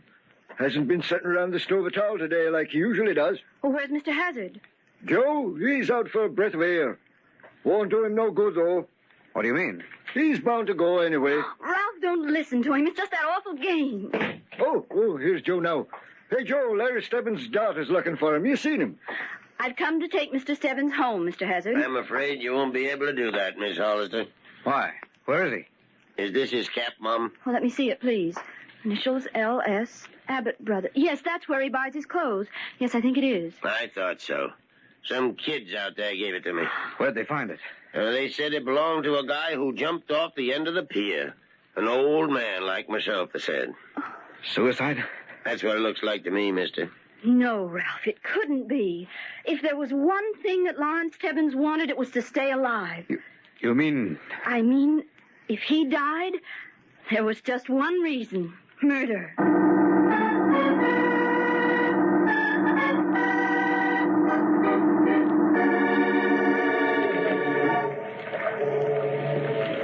Here it is, Fish Market Diner. Well, let's go in, Ralph.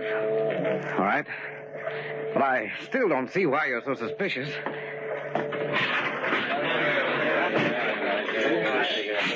Yes? What can I do for you? Did you know Lawrence Stebbins of the Schooner Hotel? Sure, I know him. Great sport, regular customer. Was he in here today? Sure was. Had a big breakfast and was happy as a weasel. Next thing I knew, he kicked the bucket. What do you mean he was happy? Well, Mac, he was cracking wise. He even did an old-time dance with his hat on his cane. Hat? You mean his cap? Oh, no, ma'am. He was wearing a hat.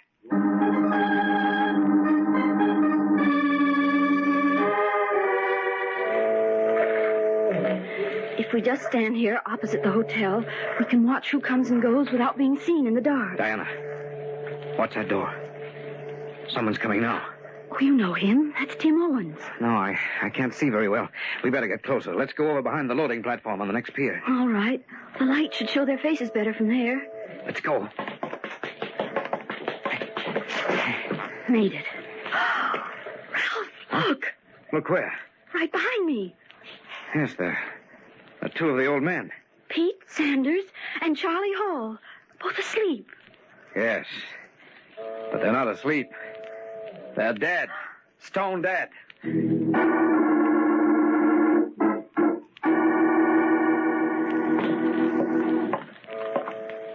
It was just at the side of the pier north of the hotel. As soon as we saw them, we came for you, Sergeant Boyd.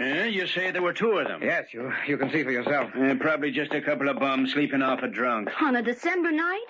Besides, I'm sure they were Pete Sanders and Charlie Hall. They were dead, all right. We'll see. You're a little edgy about your stepfather's suicide, ain't you, ma'am? Oh, of course I am. Well, you could have made a mistake. You know, the police boat is still out there dragging the river. May take days to find him. Well, here we are. Now, we were standing just about here, weren't we, Diana? And the bodies were... The bodies? They're gone.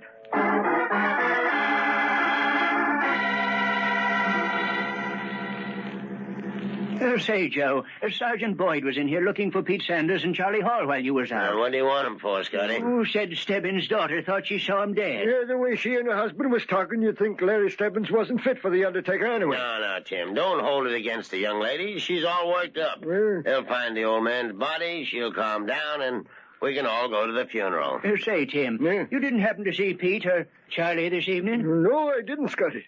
But I was out a while. Maybe Sullivan did. Wake up, Sullivan. Wake up. He's been sitting here in the lobby all evening, snoozing off and on. That's a good idea, Tim. Sullivan! Hey, wake up! He's out like a light. Hey, I think I'll hang some crepe on him. Scare him when he comes to. Oh, lay off that stuff for a while, Tim. It gives me the willies. Sullivan! Try shaking him, Scotty. Sullivan, wake up! Pat! Hey, don't fall over like that. Joe, he's not asleep. He's dead.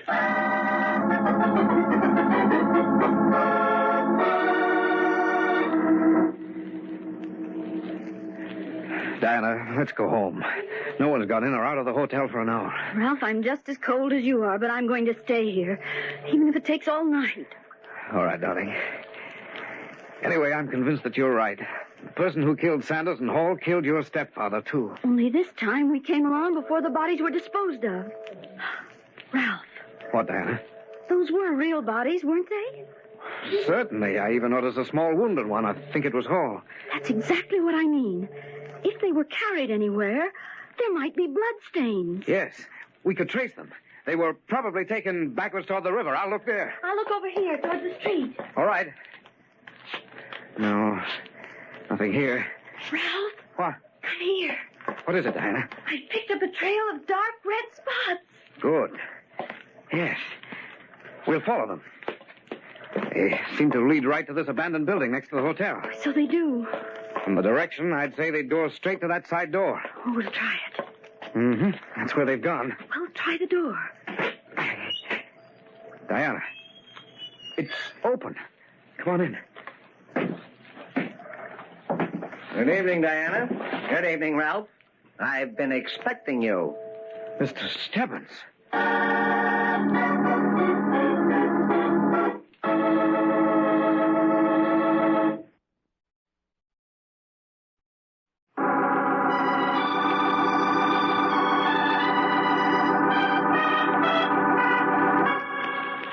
When Lawrence Stebbins disappeared from the shabby schooner hotel at the waterfront, the police and everyone else thought he had committed suicide.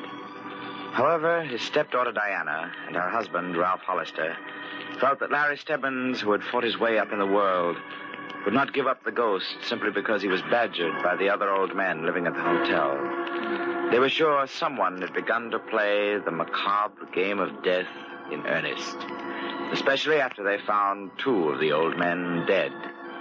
But when they opened the side door of the abandoned house next to the hotel and were greeted genially by the man whose murderer they were seeking, they didn't know what to think. Well, Diana, what's the matter? You look as if you're not glad to see me. Oh, it's not that. Father, you're not... We thought that you were... You gave us quite a turn, Mr. Stebbins. If we expected anything, we thought it would be your... I mean, that we wouldn't find you here quite like this. You mean you thought I was dead? Well, why not say it? Well, after all... Can't stand this pussyfooting about a common natural word. We all die sooner or later. Question is, who manages to hold on a little longer? Oh, please, don't start that morbid talk again. It ain't morbid. It's natural. It's horrible. Now, Mr. and Mrs. Hollister, do you mind telling me what you're doing, snooping around at this time of night? Well, sir, I think it's your turn to answer that question. Why, right at this moment, the police are dragging the river for your body. They are? That's downright amusing. Poor fellows must be cold out there. I fail to see anything funny about it. You wouldn't. Why are you here? Well, I kind of like it here. Quiet. Lots of young people. Stop that nonsense. Why are you here? Here? Here? Oh, yes, here. I was locked up here. Why, that's not true. The door was open when we came in. Well, that's true. Very true. And you know why the door was open? No. All I know is that you're telling me a story. You're wrong, Diana. You see, the door was open to let you come in. You wanted to come in, didn't you? Yes, but I don't see what that has to do with... You wanted to come in. I unlocked the door. Now, really, I don't see that you have any cause for complaint. Oh, look, that's beside the point. You say you were locked in here. Why? Why? Well, it's this way. A fellow wanted to kidnap me. You mean that you're hiding here from someone? No. He did kidnap me. Oh, sure. And then he gave you a key so that you could get out. The funny thing about that, he doesn't know I have the key. Now, what do you think about that, Diana? That's something, isn't it? Huh? If you've got a key, why don't you leave? No, couldn't do that. Next time he came around to check up on me, he'd miss me. Things just wouldn't work out right. Just who is this person? Who? Oh, yes, who? Joe Hazard. He forced me in here. Why? Figure he wanted me out of the way for a little while. What do you think? I think it's all a pack of lies. What do you mean? You don't have to stay down here 1 minute longer, and you're not going to. You're coming home with us right now. Now, wait a minute. Just who do you think you're bossing around? Oh, Ralph didn't mean anything, Father. It's only that this whole stupid affair has gone far enough. I told you I wasn't going uptown with you. All right, Diana, it's no use arguing. There's only one way to handle this. Grab his other arm and get him out of here. Let go of me.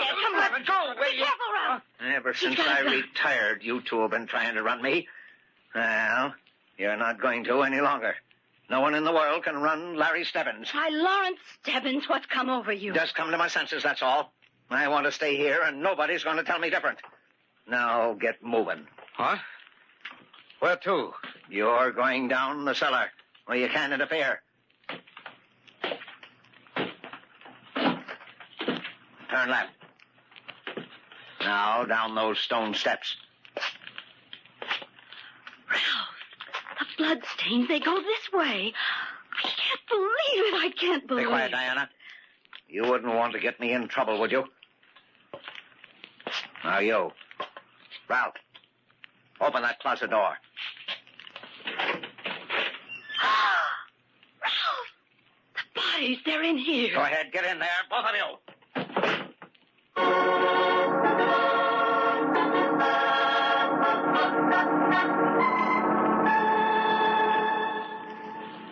Sanders and Hall show up yet, Tim? No, Joe, and I've been sitting here all the time. I'm beginning to think the Hollisters were right. So am I, Scotty. There's some funny things going on around here, and we ought to pay 'em some mind. There's only 5 of us left. Us 3, McIntyre and Everett. We'd better work fast. Where is Mac and Everett, Joe? Went to bed, Tim. I told them they better stay down here, but they laughed and said I was nuts. Didn't they, Scotty? Mac said he was going upstairs to dream about my burial. I got sore as all heck. I can't stand that talk anymore after what's happened. Scotty, go upstairs and tell them to come down here. We ought to keep together. I'd feel safer if I knew you was all sitting here in the lobby. Okay, but they'll probably yell murder when I wake 'em. You know what I think, Tim? I think Stebbins' suicide was a put-up job. How do you figure that, Joe? Just got a feeling. The way the boys acted when they gave me his cap, like they was rehearsed. And then everything that's happened tonight. I tell you, I'm scared. I'm scared stiff. So am I. You fellas thought Stebbins was kidding about living longer, but he's not that kind of a guy. Look how he made his dough in the shipping business. What do you mean, Joe? Oh, like he said once, he always got what he wanted. He wouldn't stop at nothing. Never has. But murder, Joe, that's pretty terrible. I wouldn't put it past him, Jim. What's that? Well, it sounds like Scotty. Yo, Jim, I'm getting out of here. I'm getting out of here fast. What's up, Scotty? It's terrible, terrible. I went into the rooms and the beds was empty and the windows open. Where were they? I looked out the backyard and they was lying there, the 2 of them, in a heap. There's only us 3 left now, Joe. Boys, this is all Stebbins' work. Stebbins? Oh, Stebbins is dead. Joe was just telling me he thinks Larry faked this croaking. He's around somewhere, I tell you, and we're going to find him. Where do you think he is, Joe? I've got an idea. He's in the house next door. Then how would he get in here? Yeah, these used to be twin houses, Tim. There's a door in the cellar that connects them. Let's go and find out. I'll get my gun. I don't want to go there. Get the police. It's their job. There's no time to get the police, Scotty. Then let's get out of here. Let's go anywhere. Oh, he'll get us for sure if we stay here. Scotty, we've got to stick together. There's only 3 of us left now. Yeah, 3 of us and Stebbins.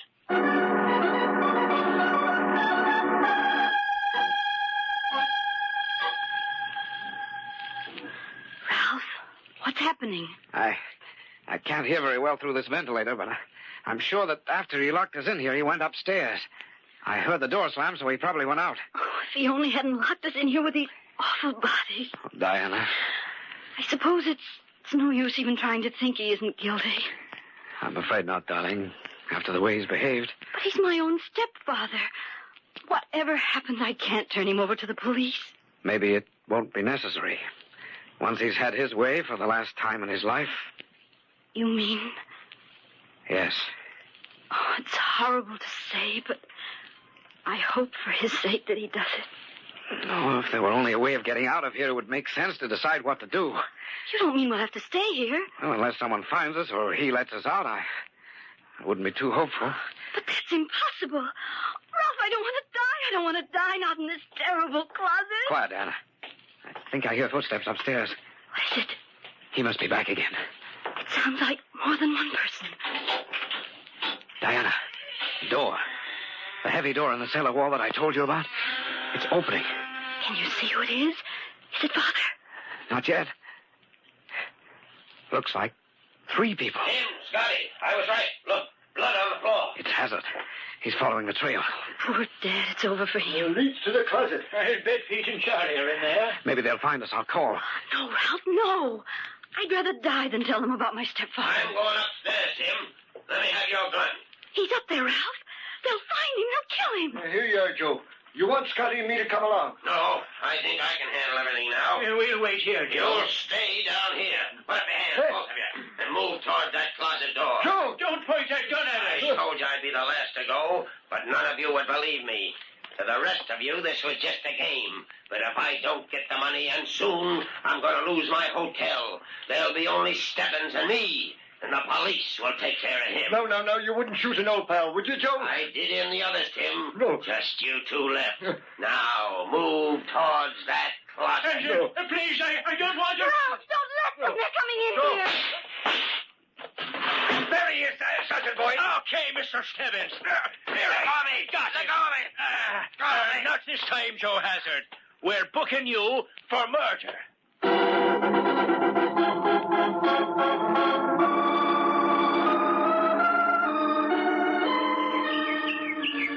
Nice sitting out here in the park, ain't it, stranger? Yeah, Pop. Don't call me Pop. You know who I am? No. Yeah. Look at this clipping. Waterfront hotel keeper convicted for murder of 7 on testimony of Lawrence Stebbins, retired shipping magnate. That's me. Yes, sir. 7 murders, and there needn't have been any if I'd stopped Joe Hazard before he finished them off. Really? Yes, sir. Went to 8 funerals. But I really got a kick out of Joe Hazard's. Had to lock my stepdaughter and her husband up, too. They nearly crabbed my whole plan. You know, Joe Hazard thought he could plant all those murders on me. But you have to be pretty clever to outsmart Larry Stebbins. Listen, Pop, you gonna shut up? I'm reading. Okay, mister, I'll go. 8 funerals. And no one will even talk to me. It's kind of lonely, though, now, Larry. Ain't it? No friends, no family. Yes, Larry, it's kind of lonely. Like a tomb.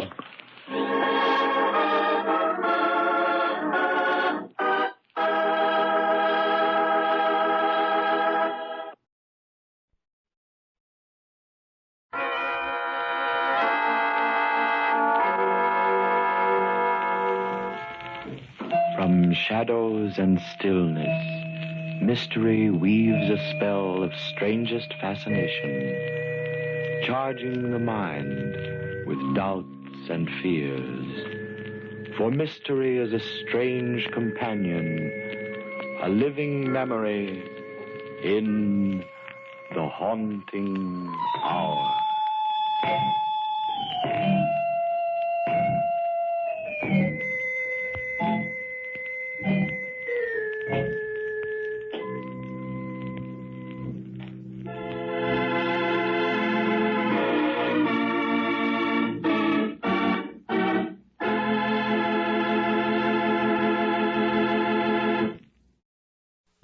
Got a foot of snow last night in Burlington. I ran out of scotch, so I had to turn to something else to take my mind off my mind. Sorry about that. So that was My Mind Off My Mind by Andrew Smith. We're going to go back to another old-time radio show, episode 4 of The Haunting Hour. We're going to do Ptolemy's Grave. Get ready to be haunted in the Haunting Hour. All right.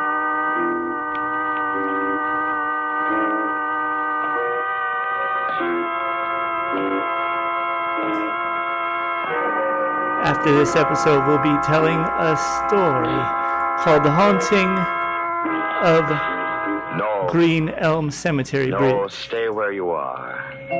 Do not break the stillness of this moment, for this is a time of mystery, a time when imagination is free and moves forward swiftly, silently.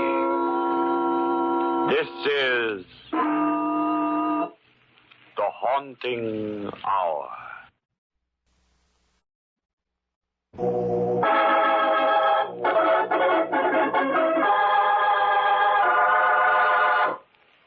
Ptolemy's Grave.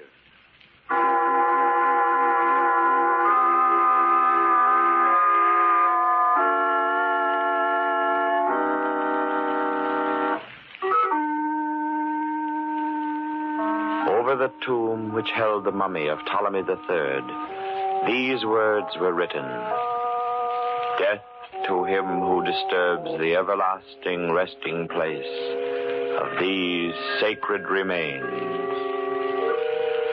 2 weeks ago, William Cartwright, a famous Egyptologist, defied this curse. He bought the mummy, had it sent to his home. That same day, he slowly walked down the stairs from his upstairs study. His wife, Martha, heard his familiar footsteps in the hall, over the stairs, but she did not know that her husband was then walking into a nothingness, that he would completely disappear, leaving no trace of his whereabouts. Now, it is 2 o'clock the following morning. The Cartwright house is still. taut feeling of mystery hovers in the air. Martha Cartwright is dreaming of her missing husband. And in her dream, as in her waking hours, she is haunted by the fear of Ptolemy's curse. William. Martha, I hear you. Do you hear me? William, where are you? Downstairs. I'm downstairs, Martha. Downstairs? Here in our house? In our study. Come to the study, Martha. I'll come, William. Here in the study, Martha. Come to the study. Yes, William. The study. I'm here, William. Here at the study door. Look for me. Where are you, William? Look for me, Martha. Darkness. Can't see you. Come over the carpet to the mummy case. To the mummy case. The mummy of Ptolemy III. Yes. Yes, William, I'm here. Look at the mummy closely, Martha. I am looking, William. Don't you see? All I see is a strange, misty light. Like a halo. Shining, glowing about the mummy. Lean forward, then, Martha. Look closely. Look closely. No, I can't. I can't. You must, Martha. Look at the mummy's face. The face?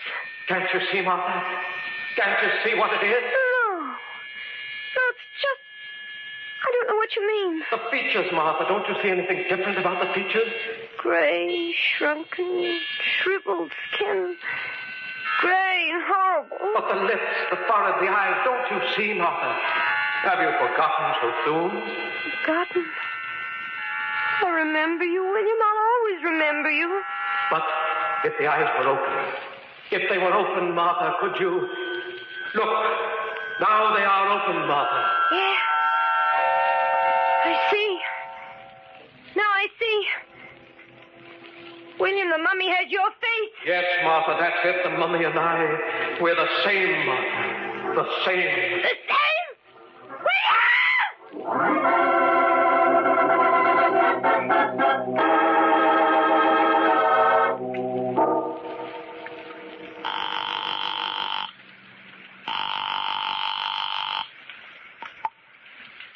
Hello? Dr. John Crandall. This is he. Who's this, Martha? Yes, John. Look, I had to call you. I'm so afraid. I thought the operator could never get my call through. Yes, I know. The long-distance lines are pretty well tied up. What's the matter, Martha? What time is it? It's very late, but I couldn't wait till morning. John, something's happened. Have they found William? Yes. No. I don't know. Look, John, I need you badly. I think I'm going out of my mind. Oh, nonsense. What happened? I've got to see you, John, please, tonight. I'm asking you this not only as a patient, but as a friend. But I can't come into town tonight, Martha. Oh, you're all right. It's just your imagination. Oh, no, I thought it was a dream. Well, I've got a job here that's got to be finished, but I can leave the hospital early in the morning. Come as soon as you can, please. I promise, Martha. Now, take hold of yourself. Control's the word. Remember. I'll try, John. I'll try.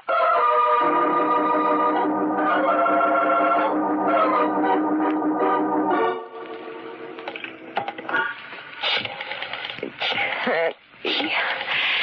It can't be.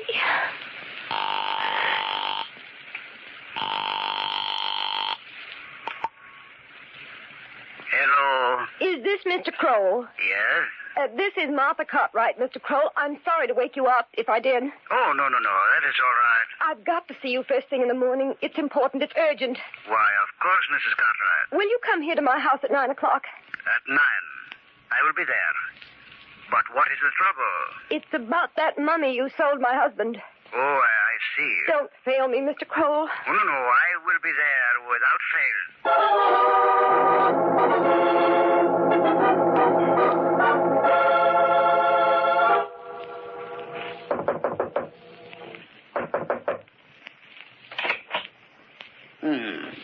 Mrs. Cartwright? You're Mr. Kroll. Yes. Come in, please. Thank you. You're the gentleman who sold my husband the mummy, aren't you? Yes? Well, I want you to take it away. Take it away? Yes, immediately. You're here right away. But, Mrs. Cartwright... I'm sorry. I'm terribly upset. No, I understand. How soon can you take it away? Perhaps tomorrow morning. Oh. But what do you want me to do with it? I don't know. I don't care. Sell it or give it away. Do anything you want with it. Well, that will be very difficult. You see, one reason your husband was able to buy it was... Well, perhaps we'd better not discuss it right now. You mean it's cursed? Yes. Misfortune has always been attached to it. Do you believe in this curse? I have specialized in the art and civilization of the pharaohs for 20 years. My experience has taught me to respect their ideas. Yes, Mrs. Cartwright, I believe in the curse. Can you tell me what the curse says? Death to him who disturbs these sacred remains. A death of torture, of maddening pain. Death in its strangest form.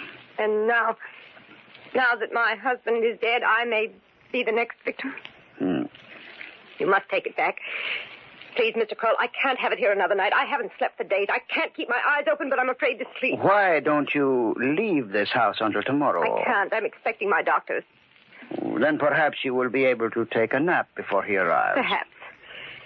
Well, thank you, Mr. Kroll. You'll take it tomorrow, then. Yes. Goodbye, Mrs. Cartwright.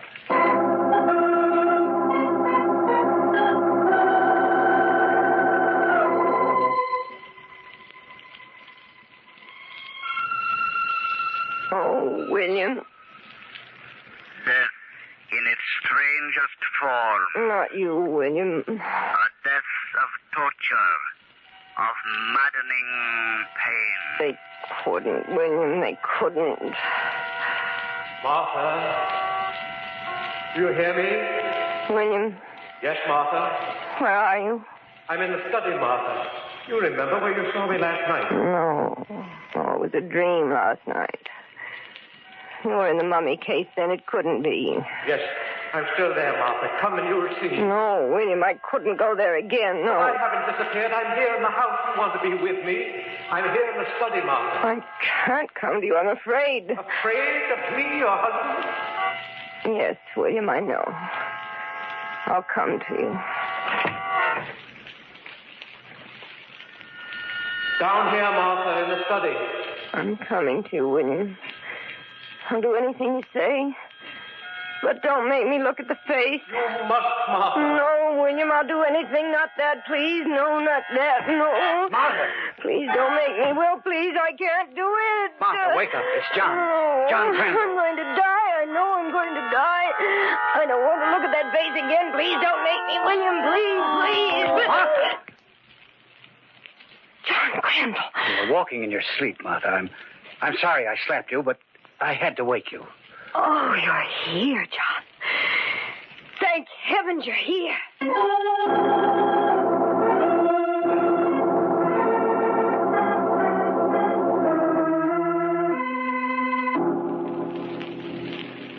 Is there anything left that you haven't told me, Martha? That's all I know, John. I'm not going crazy, am I? No, Martha. As a psychiatrist, I can tell you that you're not going crazy. This is all the result of the shock of Will's disappearance. But that doesn't explain the curse, John. What about... Nonsense. Civilized people don't believe in curses. Those statements were inscribed on tombs to frighten away grave robbers. So hard for me to believe that now. Martha, I want you to make an experiment with me. What? Let's go into the study together and look at the mummy. Oh, no, but I you've can't. got to. It's the only way you can overcome your fear. Now, just let me prove that it's only your imagination and nothing more. Please, if no. you want me to help you, Martha, you have to help me, too. Come. All right. That's it. Here's the study. Where's the light switch? John, wait. Don't turn on the light. But, Martha, Up there, John. You see it? You see that misty light? It's just the moon coming through the blinds. No, it's the mummy. Look at it. The mummy? You see it? That gray light that shines around it? I'm not sleeping, John. I'm here with you. And look at that face. Look closely, John. I am, Martha. You see that face? William's face? As though it were dead for centuries? Is this a nightmare, too? No, it's not a nightmare. I see it. And that mummy is William's body. It's the curse of Ptolemy III. That you laughed at, John. You laughed. Martha. Now William's gone. He's dead. Martha, please. And I'll be cursed just as John was. You don't believe that. I do. Why didn't he believe it when they told him? Now it's too late, don't you see? Now I'll die as William died. Because now the mummy belongs to me.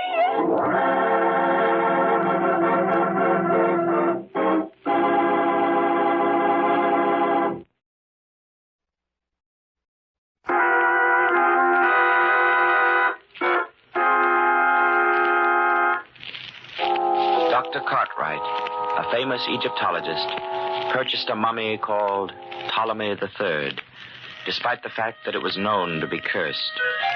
The same day, he vanished. Now his wife has been suffering from the delusion that the mummy has acquired Cartwright's features. In fact, is Cartwright. Dr. Crandall, a psychoanalyst and a friend of the Cartwrights, has tried to disprove this, only to find that he, too, notices a strange resemblance. Now, we find Dr. Crandall attending Mrs. Cartwright in a hospital. It's daylight, isn't it? Yes. How do you feel? Better. What happened to me? Well, you were suffering from lack of sleep, Martha, and your nerves were so unstrung that I thought it best to bring you here for a while. Do you believe in the curse now, John? After what you saw? No? But you saw the same thing I did? Yes.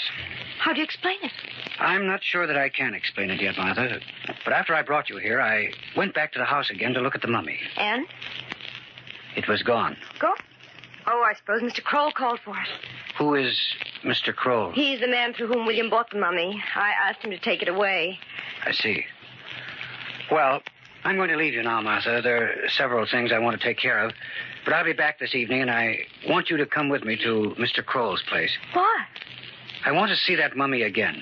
Oh, but John, why must I do that? Are you still afraid of the curse? Yes. Well, I still intend to prove to you that there is no such thing. I'm going to buy that mummy.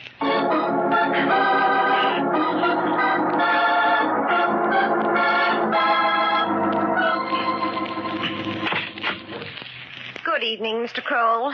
Oh, Mrs. Cartwright. And... This is Dr. John Crandall. Oh, good evening. How do you do, sir? Mrs. Cartwright brought me here so that I could see the mummy of Ptolemy III. Of course. May I ask why you wish to see it?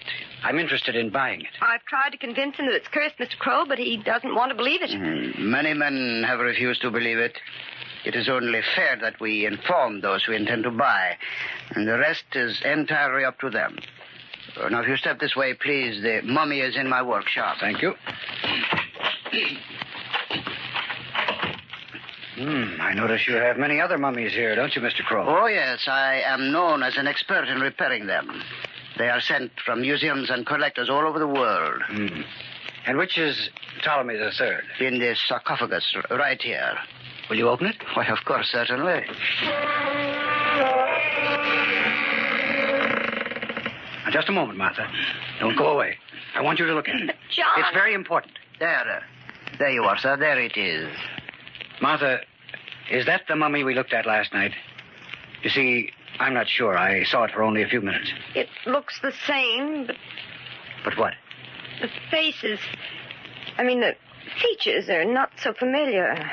How do you mean? This one doesn't look like William. Perhaps the light is too sharp here. Do you think you could turn the lights off for a second, Mr. Kroll? No, Mr. Kroll. No, I'm afraid. Martha, you know I'm not trying to hurt you any more than you've already been hurt by this whole affair. But I must get you to believe that there is no such thing as a curse of this kind. If you don't do as I say, your condition may grow even worse, beyond my control. Is that clear? Yes. Now, Mr. Kroll, will you turn off the light? Of course. Are you looking at the mummy in that sarcophagus, Martha? Yes. Do you see anything now? No. It's so pitch black I can't see anything at all. Nothing. I see. John, you know I haven't been imagining all this. What is it, Martha? Over there. Look near that other wall. Face. That's William's, just as we saw it last night, John. With that glow all around it. And it's moving. Look, it's moving. John, make him turn on the light. John! Mr. Kroll, will you turn on the light? Please, hurry. Why, certainly. Oh. John. Oh, John. All right, Martha, all right. We'll get you out of here. Will you open the door, Mr. Kroll? Why, of course, Doctor. And Could I ask you to get Mrs. Cartwright a glass of water? A pleasure, I'm sure. Martha, listen to me carefully. I've got to explain quickly. As soon as you leave here, go straight to the nearest telephone and call the police. Tell them to come here immediately. I don't understand. I know now that William was murdered. What? Yes, Kroll killed him, and I'm going to stay here with him until the police arrive. I beg your pardon. I have the water. Thank you. Now, drink this, Martha, and take the pill I just gave you. Yes. That's it. Now I think you'd better go home, and don't forget what I told you. Yes, John, I'll go home. Goodbye, Mr. Kroll. Goodbye, madame. Oh, it's terrible, sir. She's completely obsessed with the fear of that mummy, and it's destroying her. She loved her husband very much, I'm sure. Of course. But more than anything else, it's her insane fear of that curse. And is that the reason you want to purchase the mummy, Dr. Crandall? Precisely. In that case, maybe I can help you. You can? Yes, let us talk about it. But first, would you like to have a drink? I notice you are rather fatigued after what just has happened. Yes, I guess I could stand something. Will you join me? Why should I leave myself out? Why, of course. I have some very fine old spirits here. And now, there we are. I hope... What was that? What? Is there somebody else in your workroom? I thought I heard a noise from there. Well, there is nobody there that I know of. No. It must be your imagination, Doctor. Oh. Perhaps you yourself can take one of those pills you just administered to Mrs. Cartwright. Yes, she has been a very trying patient, I'll admit. Well, to her early recovery. Thank you, sir.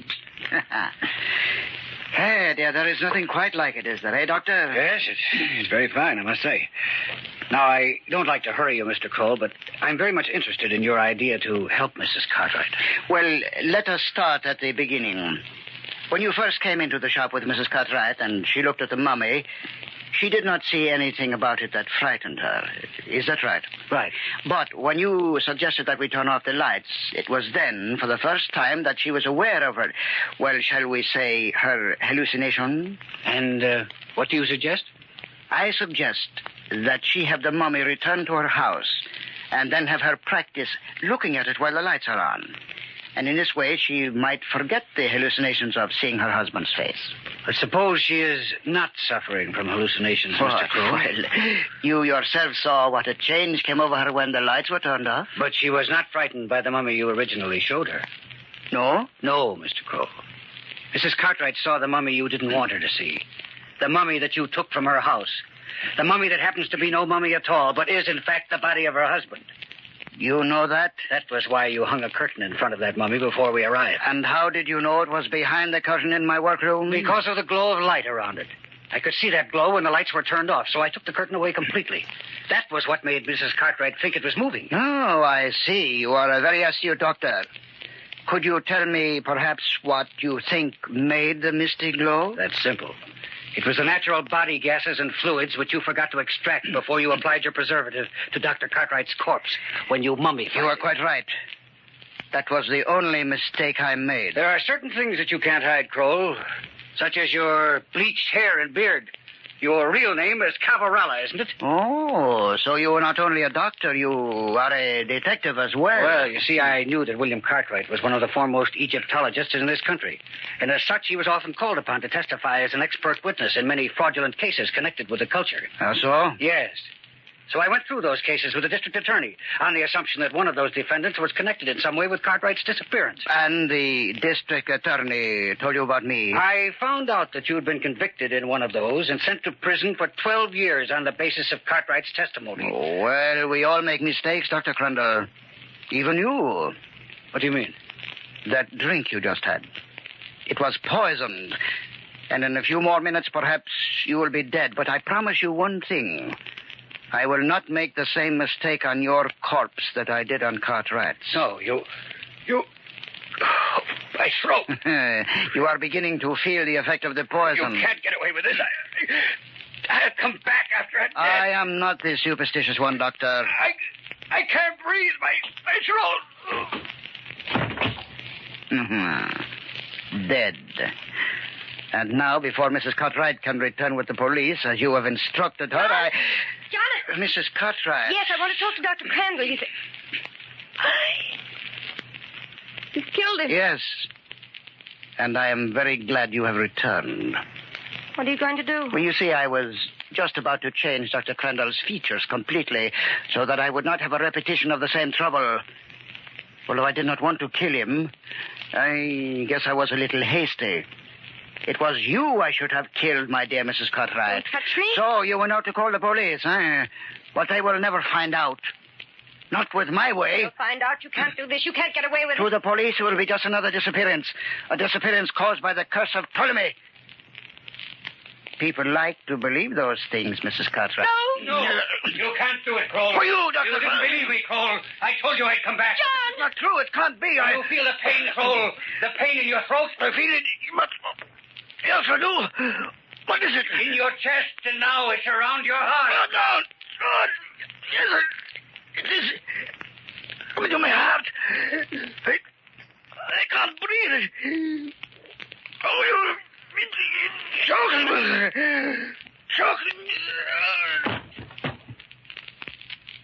Dead? John, you're alive. I don't understand. I know how trying this is for you, Martha, but listen to me. I'll explain it. But I just saw... I wasn't dead. Kroll offered me a poisoned drink, but I distracted his attention by pretending to hear something outside. Oh. When he went to look, I switched the drinks, and he was the one who got the poison. When I saw you there, I thought the mummy's curse had worked again. No, Martha. That curse we talked about so much was only Kroll's own invention, and it came back to him. If he'd never thought it up, he would never have died as a result of it.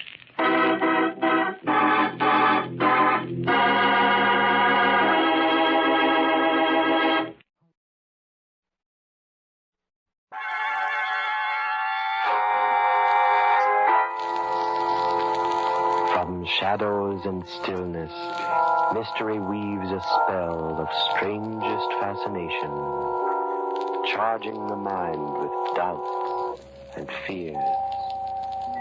For mystery is a strange companion, a living memory. In the haunting hour.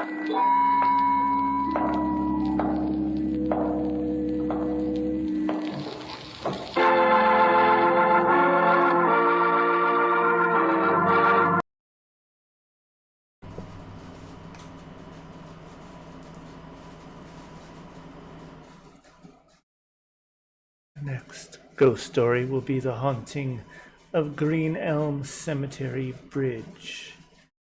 This is a Texas ghost story. Written by Bob Hopkins.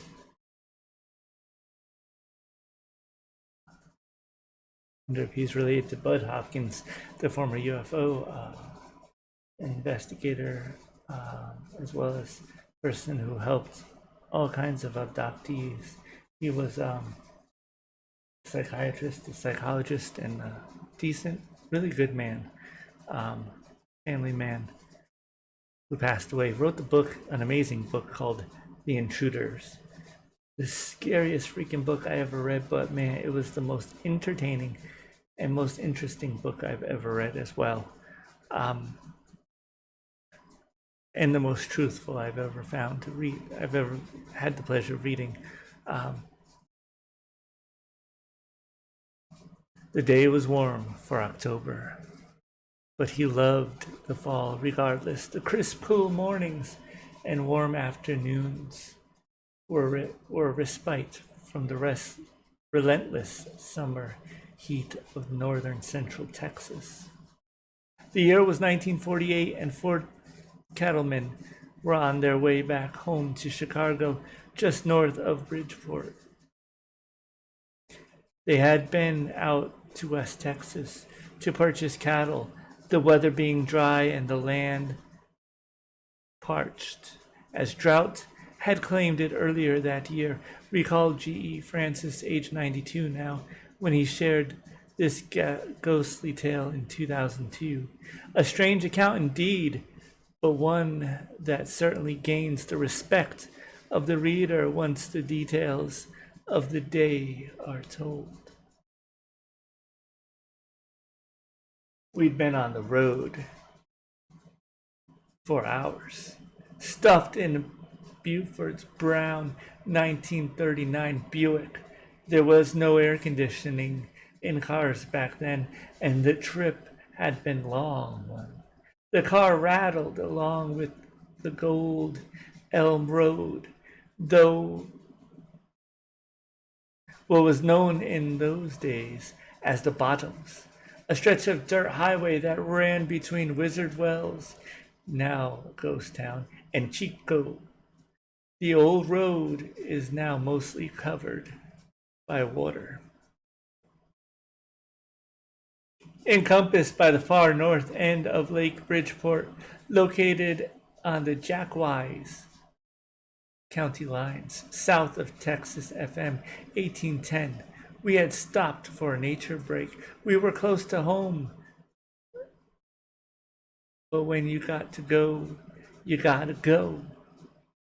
We decided to go ahead and pull over when Buford simply came to a stop right on the bridge. You could do that in those days, as you may not see another car for a half hour. So this particular bridge spanned the west fork of the Trinity River and was constructed with an iron frame, support beams, and wooden slates for car tires. Yeah. The four companions were relieved to get back from to get a break rather from the cramped car, as the sun was just about to set in the western sky. As they finished their business, they stood on the bridge, taking in the scenery and making small talk, as the blue sky above faded into orange and the yellow hues upon the vast Texas horizon.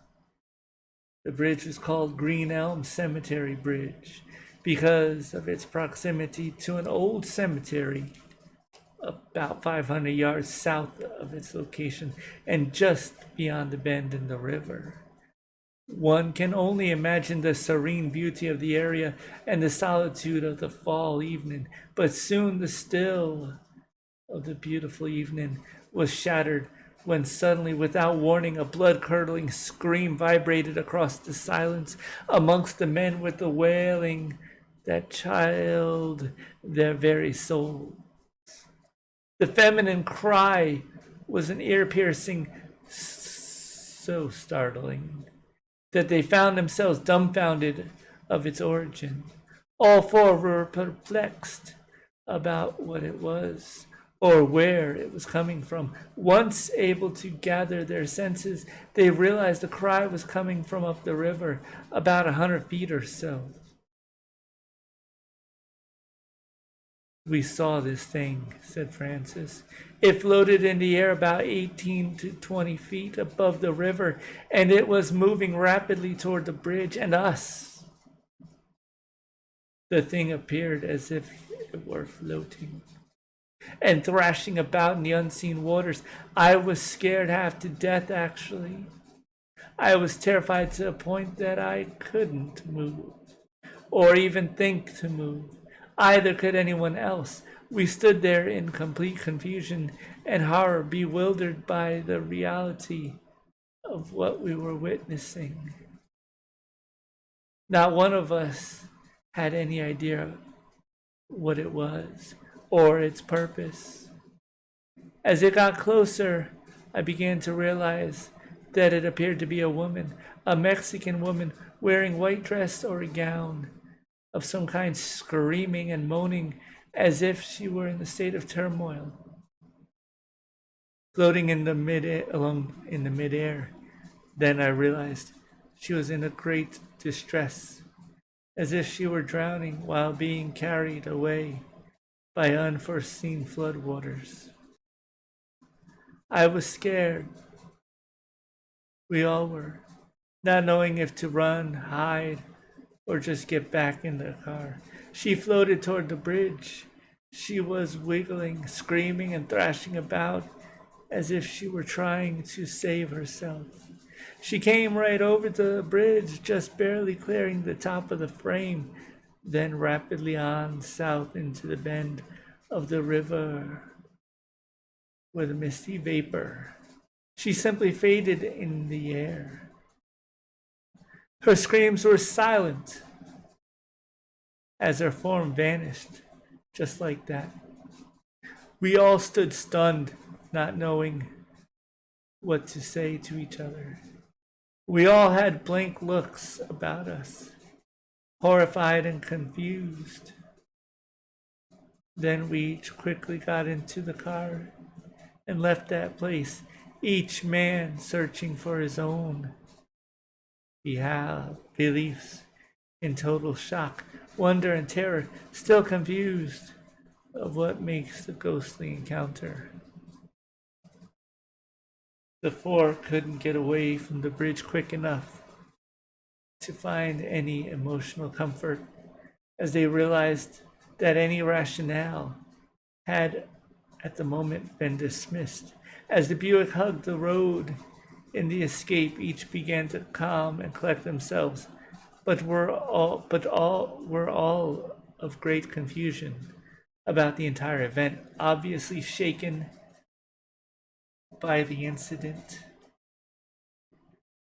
The four, in discussion, decided they would not tell a soul of the eerie encounter, not to be the blunt of any jokes or to be accused of taking strong drink. They simply didn't think anyone would believe them, and wandered from the time to time if they believed it themselves. But as human nature would have it, secrets are known to be shared, and within a couple of years, tales of the encounter with the ghost of Green Elm Bridge began to surface. Teenagers looking for a thrill, as well as the curious, began to partake in adventures on the bridge for the chance of a likely encounter. By the 1950s, folks from Jacksboro, Chico, and Bridgeport frequently visited the bridge in hopes of seeing the specter. And some did see it, or at least hear it. According to Francis, who claimed that the ghost was the real deal, I remember every terrifying moment of that day. A fella don't forget those things. You know, it stays with you. Back in '92, reported Francis, 2 oil field workers got quite a scare down at the compressor station near the bridge. They went to leave, their truck wouldn't start. While working on the truck at just about sundown, they too heard the horrifying scream coming from the river. I'm not sure if they actually saw her, because it scared them so badly they didn't want to talk much about it. They hightailed it out of there by foot, mostly in a run. When they came upon my son's place, not far from the bridge, one of them fellas quit his job that very day, saying he was never going back down that river where the ghost was. He was really scared from what he saw or heard. Not much is known about the old Green Elm Cemetery, also known as the Verner Cemetery, Verner, or those who make it their final resting place. It is located just south of the bridge, where the road turns. Sorry, bear with me a moment.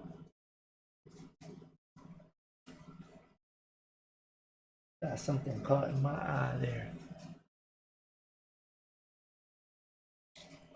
Where the road turns into more of a trail, which dead ends into the cemetery. The earliest grave dates to 1870, and the last interred in 1909. This cemetery, located amongst the thicket of post oak and mesquite trees, is occasionally mowed but well hidden from view. According to Jack County records, 55 or so graves have been interred there, and 20 or 30 are sadly unmarked. The life and times of settlers to that area would have been difficult at best. Most people who ventured west were in such a hope and opportunity. Many Mexicans and whites alike dotted the landscape in crude makeshift huts and dugouts until better living accommodations could be obtained. Harshness, disease, rattlesnakes, and scorpions would have been the everyday occurrence for these folks. Droughts and floods were constant expectancy in the land, and many undocumented calamities and tragedies were a common thread for many poor Texas pioneers. I guess they were prisoners too. By the 1970s, all the hype had run its course, and most of the locals forgot about the spooks at the bridge.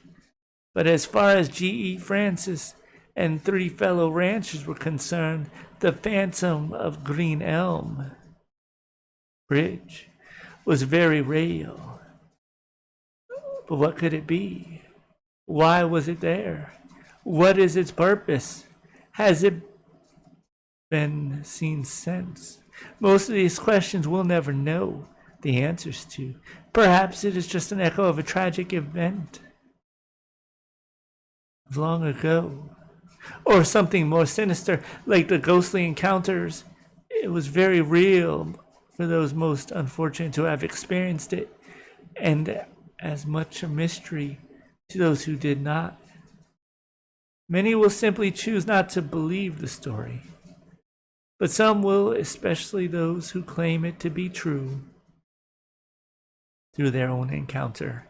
Green Elm, otherwise known as Werner Cemetery, is located 5 miles down an isolated dirt road located along the Jack and Wise County lines.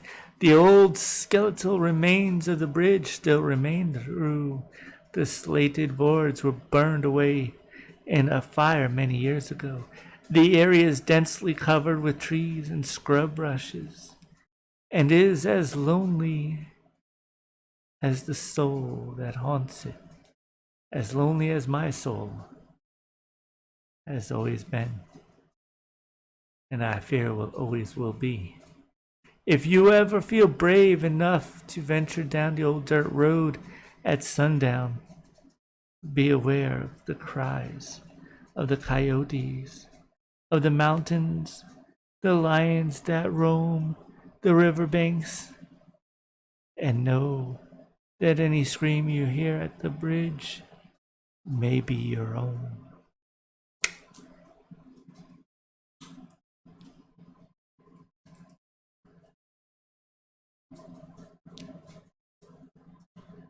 Next episode of The Haunting Hour is called A Corpse There Was.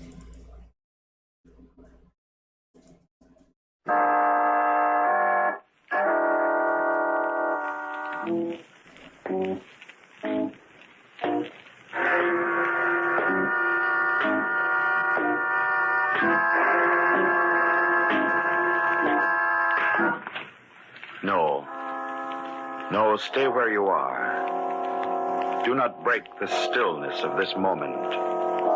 For this is a time of mystery. A time when imagination is free and moves forward swiftly, silently. This is the Haunting Hour.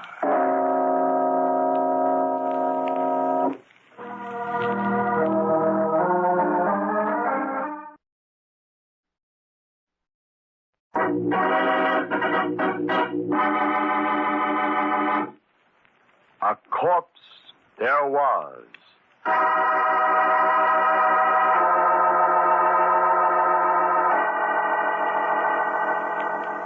Will you listen to me?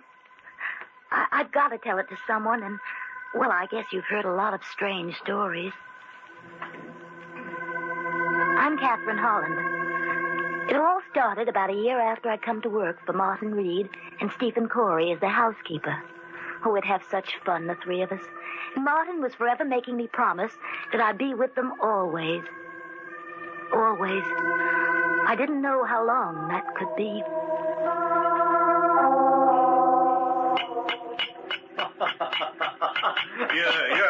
joking, huh, Kathy? You wouldn't leave us.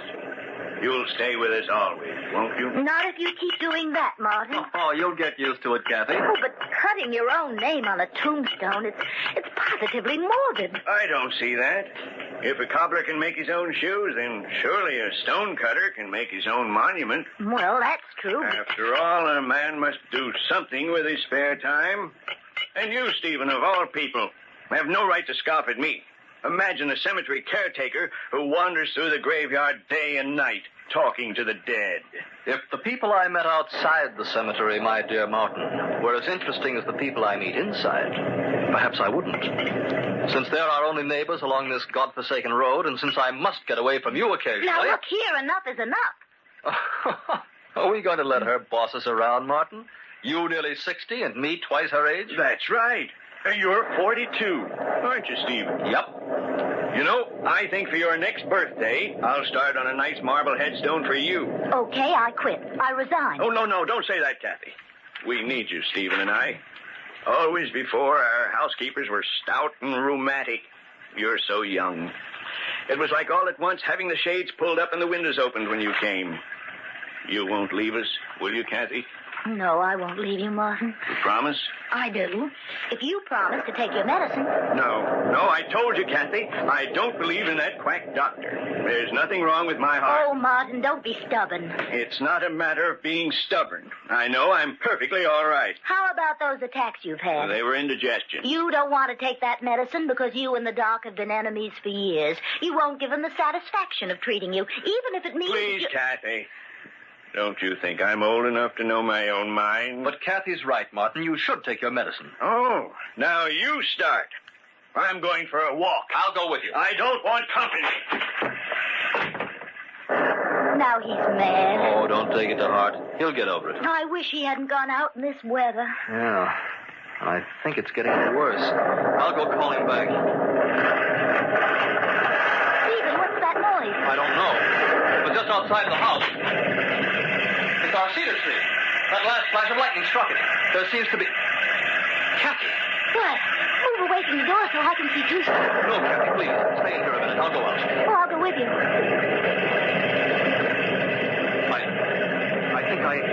I think I see something beside the cedar. Come on, Kathy. Stephen, it can't be. Yes, Kathy. It's Martin. He's dead.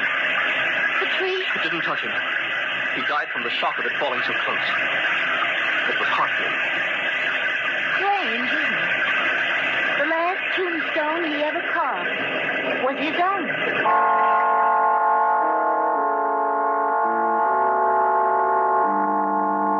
We buried Martin the next evening. There weren't many mourners. We lived too far from town to be well acquainted. At last, the few who'd come went away and left Stephen and me alone at the grave. They've all gone. Your eyes are all red, Kathy.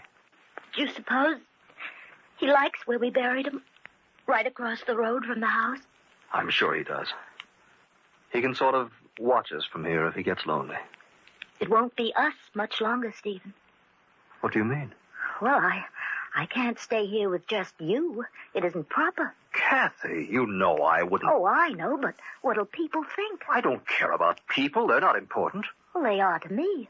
I have a good reputation, Stephen, and I don't Kathy, don't leave me. Oh, but I must. Losing Martin was unbearable, but if I lost you, I'd have nothing left. I'm sorry, Stephen. There'd be no one to care if I live or die. If you go, I'll be all alone. You'll find another housekeeper. Housekeeper? Oh, Kathy, dearest, don't be such a little fool. I'm not a fool. You are if you can't see how much I love you. You love me? Oh, no. How could I help it? You're sweet and fresh and lovely. And I never knew before what joy it was to watch a woman. Anything you do, the way you walk and laugh, even the way you get angry. It's beautiful. Oh, keep away from me. I don't know what's come over you. I was content just having you about the house, being near you. But now... Oh, my darling, you mustn't go away. Oh, please don't look at me like that. Please, Stephen. Dearest, let's get married. I'll make you happy. No, I don't love you. Don't touch me. Oh, I like you a lot. I'm very fond of you, but... Well, it's not love. I could never love you. Why, Kathy? I'll make you a good husband. Oh, no, Stephen, no. You're twice my age. But I'd worship you, Kathy, dearest. Oh, to quit bawling Kathy, dearest, at me like a lost lamb. into the house and pack my things. I won't let you go. You belong to me. I don't belong to anyone. If you don't get out of my way, I'll throw this rock at you. There's someone else. You love someone else. No, Stephen, I just don't love you. Don't come near me. I'll throw it, I swear. Kathy, no! I told you I would, didn't I? Why couldn't you believe me? Well, get up. Stephen. He was lying on his back, motionless. I bent over him and his face, the rock had caught him between the eyes. I couldn't think. I was terrified. I only knew that Stephen was dead, that I had killed him. A murderess, that's what everybody would say. They'd put me on trial, all those faces gaping at me like I wasn't human, and then they'd... No. Had to get out of here. The road past the graveyard. If I followed it, I'd reach the main highway. I'd run. I'd run so fast no one would catch me. Oh, it was dark. The body wouldn't be found till morning. By then I'd be far away. Had to keep moving. Had to. Where could I go? Where could I hide? Flying down the road for hours and hours, till my legs were numb and my heart tearing at my chest, deafening me with its thunder. No, that wasn't my heart. It was a car. They were looking for me. Somehow they'd found Stephen already. Oh, it was getting nearer and nearer. I slipped behind a tree.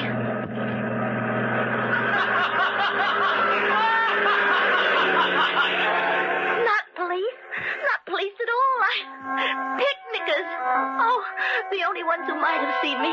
They'll forget they even passed this way once they're safe at home.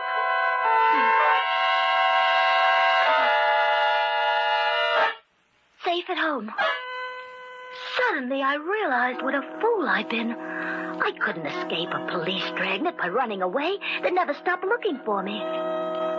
The best place to hide was at home. Why, of course. I'd gone back to the house from the funeral and straight to bed. Stephen had decided to stay at the grave a while longer. Everyone in town knew he liked to wander through the cemetery, and especially tonight with Martin just buried. He must have caught a prowler, and the man had thrown a rock at him. That's how it happened.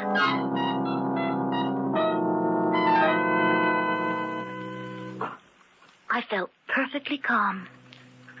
I turned around and started back.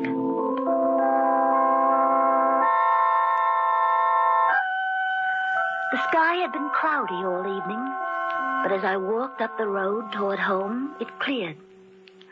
I remember how lovely the moonlight looked, spilling down the steps of the house. I started to climb them. Suddenly, I had an impelling desire to see Stephen's body. Oh, I tried to fight it, but the thought of him, cold and crumpled, lying like some cast-off doll in an attic, hypnotized me. I went down the stairs and started across the road.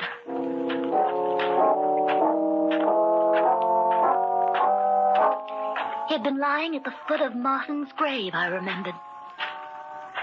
From where I was, I couldn't make out the body. Well, that wasn't right. The old man was buried directly across from the house.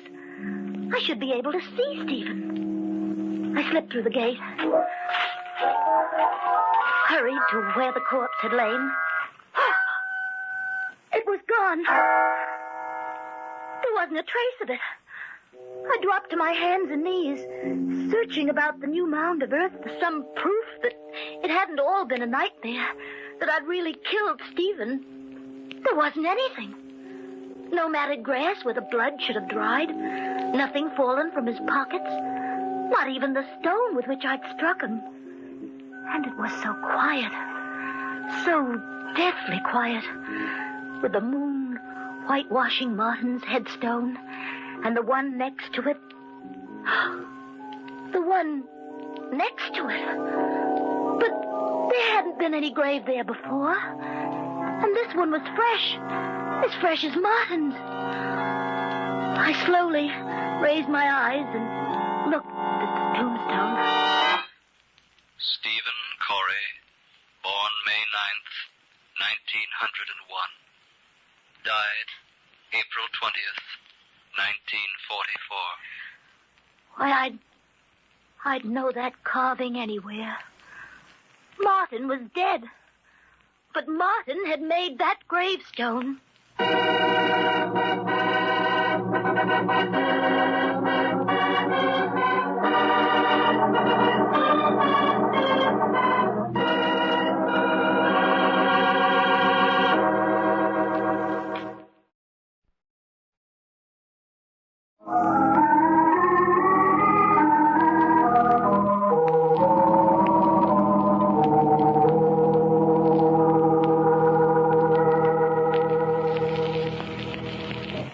Kathy stands in the moonlight, staring at the grave plaque of Stephen Corey, a plaque identical with the one Martin had made for himself before he died. And yet, how could Martin have carved that headstone? He had not made one for Stephen before he died. I knew that. Still, Stephen had been buried, and the date on the monument was right. Oh, I felt the answer, but I pushed it back away from my mind. It couldn't be true that Martin had kept his promise even now and had carved the stone. That these dead who were Stephen's friends had buried him. Had he loved me so he wouldn't make me pay for what I'd done? Did he plead with them to cover him so I'd not be found out? I didn't know. I was paralyzed with fright.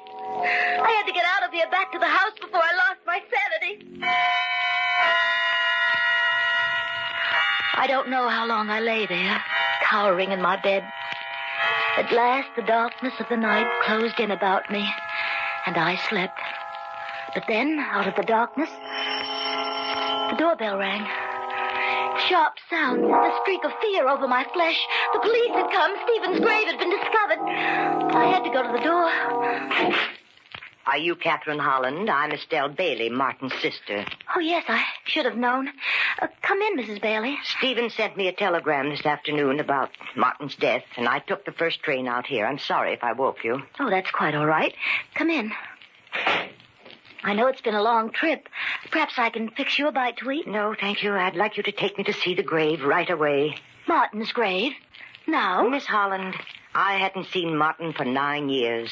I'm ashamed of that, and I want to rectify it now as soon as I can.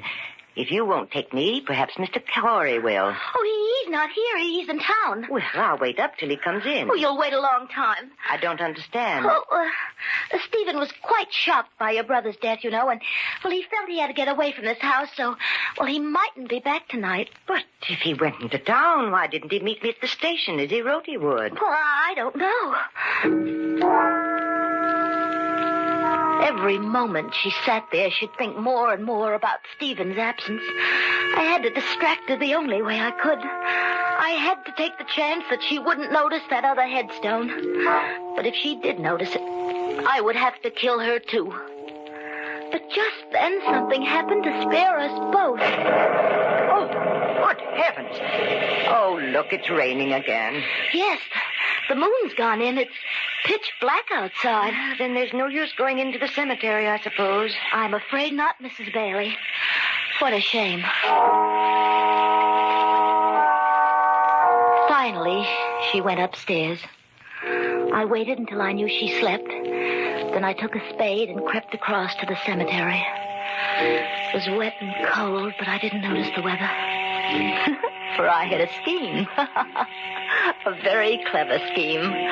I was going to dig up someone else's headstone as well as Stephen's and switch the two. I couldn't disguise his new-made grave, but at least I'd conceal who was buried there.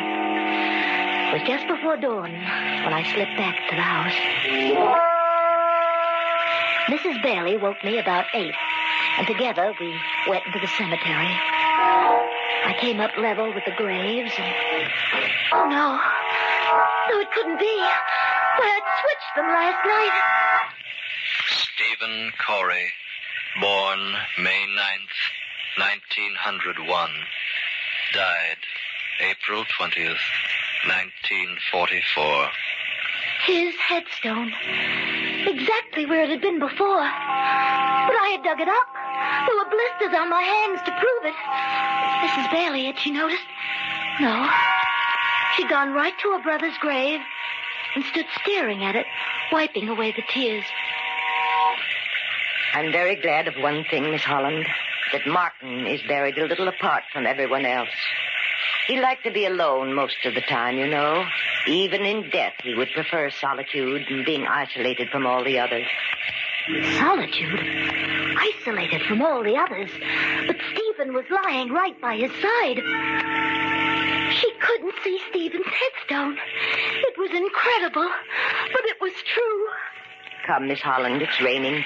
We might as well go now. I'll take the early train back to the city. After she'd gone, the house was empty, yet full of a screaming silence. And I sat looking out at the grayness of the lonesome day. Had there really been a grave at all? Growing inside me was a grim fascination to see. The mud sucked at my shoes. Through the dusk, I walked determinedly toward that spot where the headstone stood. I slipped through the fence. Then I was standing beside the tree, leaning against it. For I couldn't believe what I saw. There, beside the others, stood a third headstone, and stretching almost at my feet, a freshly dug grave. Even before I crept forward to see, I knew what the plaque would say. Catherine Holland, born June 7th, 1923, dead April 21st, 1945. Tonight, April 21st, that was tonight, and I was still alive. Martin, listen to me wherever you are. I said I'd be with you always, but you can't force me to follow you. You can't force me to follow you. Tears filled my eyes. I took hold of the hateful stone and tried to flatten it into the ground, Then through the tears, I saw the dark bruises on my hands. Bruises on my hands, but, well, it wasn't possible that... I touched one of the dark splotches. It rubbed away. Then the truth went through my mind. I fell to my knees. The letters I thought were carved into the stone. They, too, were blurred. I drew my finger along my name. It was lettered in black crayon. Thick, archaic lettering, darker toward the middle than at the edges, giving the illusion of depth. Giving the illusion of being cut into the stone. Then that's how Stephen's headstone was made. That's how. I stood up. Fear fell over me like a cold, wet sheet. Behind this adventure was a human being. A being like myself.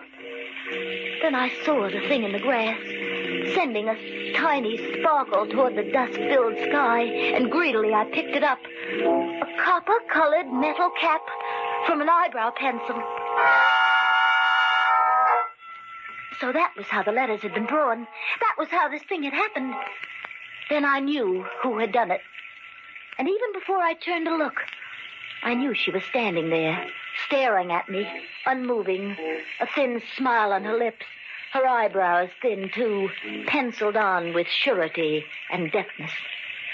Turn around, Miss Holland. I see you have guessed the truth. It was you. You killed him. But do you think my conscience will hurt me as yours does? Would it make your death any easier to know you didn't kill Stephen Corey? I don't understand you. I'm telling you the truth. I came into the cemetery just as the last visitor left, and I saw you throw the rock at Corey. I saw you run for the road. You hadn't killed him, Miss Holland. He was only unconscious. But I made sure he was dead before I buried him. Then you dug the grave here. That spade in your hand will serve a double purpose. I shall kill you with it. Just as you murdered Corey. Why? Why did you kill him? Because Martin had willed all the family property to Corey, with the provision that when he died, it would return to me. I knew if his body weren't discovered, they'd think you and he had run away together. Then I'd have to wait for him to be declared legally dead. And so you put up the plaque? I felt sure I could persuade the county coroner to file a death certificate quietly. Then I'd show my lawyer the grave, show him that Corey, too, was dead. But you came back, so I have to kill you, too. Now you know the truth. Your time has come.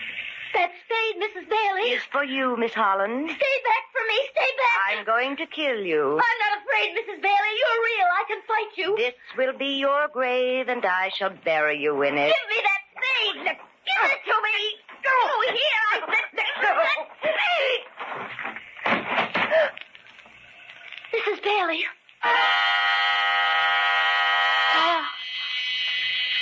My eyes were clouded with flashes of blackness. I lay on the ground, feeling the cold, wet earth against my cheek. Without warning, it had happened. One wall of the grave gave way, and she lost her balance and fell forward into the gaping hole. Dirt from the mound began rolling down, clods of it covering the edges of her long skirt. And she lay still, silenced, at the bottom of the grave. A few wet clods of earth were still slowly tumbling down, as if they had an intelligence of their own, an intelligence that told them to bury the dead. Bury the dead. For she was dead, and she had died instantly. Her neck twisted beneath her loosened, flowing hair that hid the hideous sight of her eyebrows, thin and long. Her neck was broken, and she lay in the grave she had meant for me.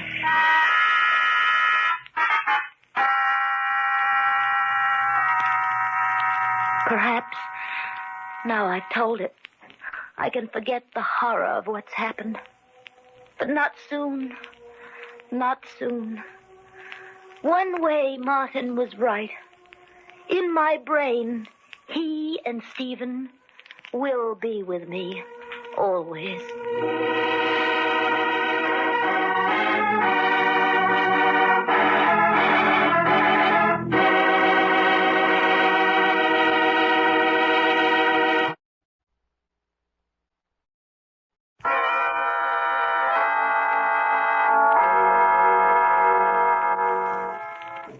From shadows and stillness, mystery weaves a spell of strangest fascination, charging the mind with doubts and fears. For mystery is a strange companion, a living memory in the haunting hour.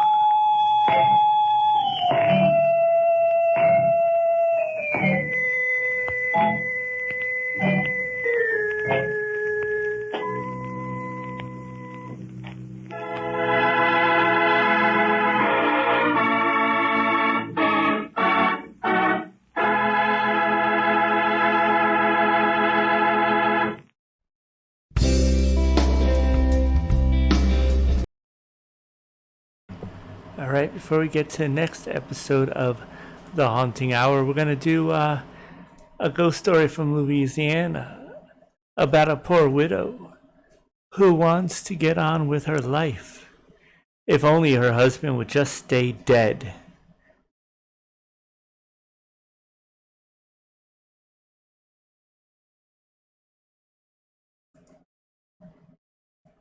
One morning, in a small shack deep within the Louisiana swamp, Sister Jones woke up with a start. She looked at her husband, who was sleeping soundly beside her.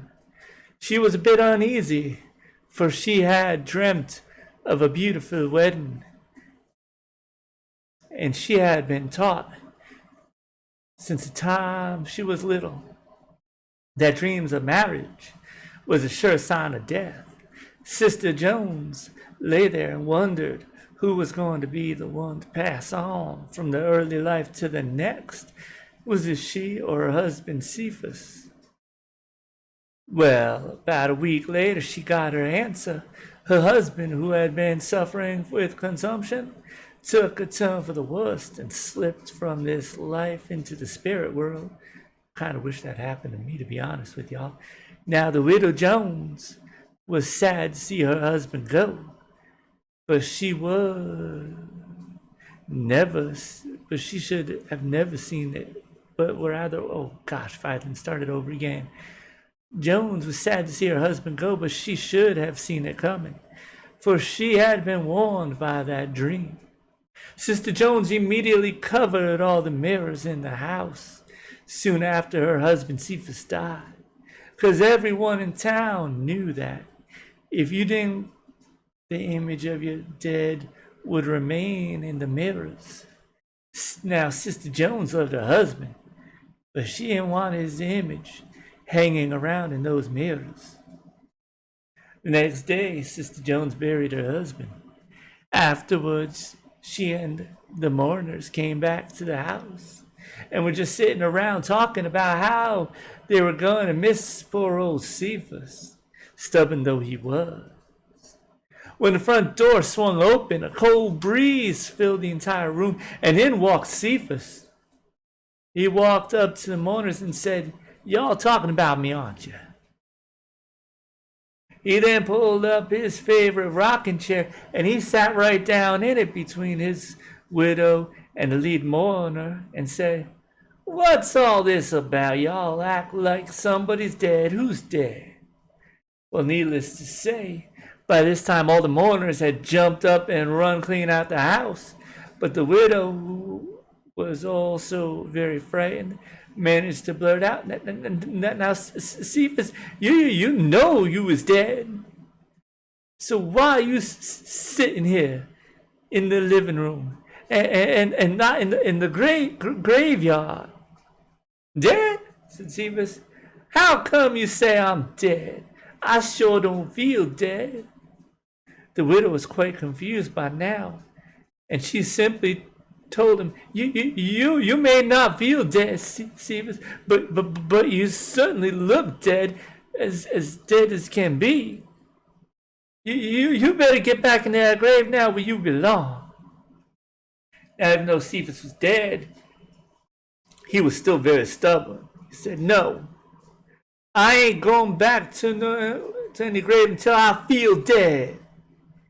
He then moved closer to the fire, tried to warm his cold hands and feet, all the while giving the room an icy chill, and from sundown to sunup, day after day, that's all he did, sit by the fire, rocking back and forth. After a few weeks of Brother Cephas just sitting around, things started to get bad in the household. Cephas's skin turned funny gray color, and it looked real dusty. Every time he'd move, his joints creaked and cracked, and as the days wore on, he'd creak and crack more and more. The widow Jones, who hadn't received any company since her husband's untimely return, began to wonder just how long this corpse would last. The insurance company refused to pay the insurance because Cephas declared to everyone that he wasn't dead. To make matters worse, the undertaker threatened to take back the coffin if Cephas refused to lie in it. Now, the widow Jones needed the insurance money awfully bad. And what's more, she's getting really tired of her dead husband sitting around the house creaking and cracking. She tried to convince Cephas time and time again to get back in that fucking grave, but each time he'd protest. "Leave me alone, woman. I ain't going back to no burying ground till I'm dead, and I don't feel dead yet." Widow Jones just knew that something had to be done. Well, Cephas had been sitting around the house for about a month before one night the best fiddler in town built up enough courage to go by and visit the widow Jones. After all, she hadn't had any company since Cephas came back. The fiddler came in and sat on one side of the fire, and Cephas in the favorite rocking chair seated on the other, crackling and creaking and still trying to warm his cold hands and his cold feet. They exchanged glances and made some small talk, as small as a human and a corpse could make. But after a few minutes of thus, it was very obvious that the two men were rather uncomfortable. By and by, Cephas blurted out, "All this sitting around is boring. Let's the three of us do something fun. How about some music, brother fiddler? Let's dance and limber up our joints a bit." Still trying to get used to the fact that he was sitting and talking to a corpse, the fiddler got out his fiddle and he started to play. When Cephas heard the music, he jumped up and shook himself about, and he started buck dancing around the room. "Now that's more like it," he hollered, as he skipped and pranced about, his old rotten bones creaking and cracking even louder than before. For a dead man, he sure could dance. In fact, he danced so hard that a piece of his arm flew loose and fell to the floor. Not believing in his eyes, the fiddler stopped playing and said, "Good golly, look at that." The widow Jones grinned at the sight, and an idea coming into her head. "Play faster," she demanded. "Play faster, fiddler, play faster." So the fiddler played faster, and Cephas danced faster. He danced so fast that pieces of bones went flying everywhere. Now, by the time the poor fiddler was so scared, he didn't know what to do. What should I do now?" he pleaded to the widow. The widow kept hollering, "Faster, fiddler, faster! Keep on playing faster, faster!" The fiddler, too frightened to do other than that what he was told, he played faster, and Cephas danced faster, and the fiddler played faster still, and Cephas danced faster still, bones dropping all the while, until all at once Cephas crumpled to the floor in a big, big heap of bones. There lay the bones of Cephas, still as they could be, except for the big old bald head still floating, actually rolling around. Why, it kept rolling all by itself, just a grinning up at the fiddler. That head bouncing all over the floor and just dancing and grinning. The widow hollered, "Play faster, fiddler, play faster." Well, the fiddler wasn't hearing none of that. He said, "I'm sorry, Sister Jones, but I gotta go. I gotta run and get me some rosin for the bow. I'll be back." Well, I'll have you know the fiddler ran out that front door in a flash, and he hasn't been back since, and can you blame him? When the fiddling stopped, Cephas's bald head grinned up at his wife and said, "What happened to the music? I want to dance some more." The widow simply looked down at the head and said, "The music has stopped, Cephas, and so have you. You've danced yourself into a heap of bones, and now it's time for you to go back to the graveyard." Cephas' big old eyes looked around, and he noticed that he didn't have a body no more, so he sighed and said, "Okay, wife, I guess I do feel dead now. Go on and take me to the graveyard."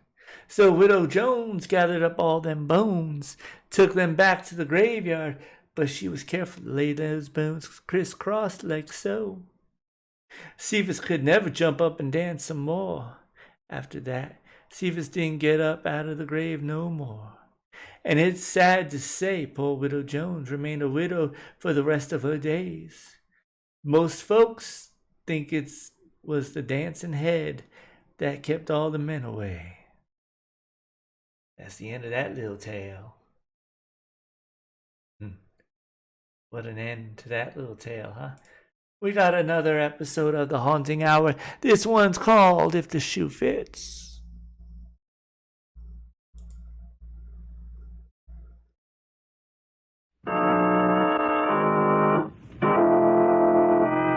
And it do fit.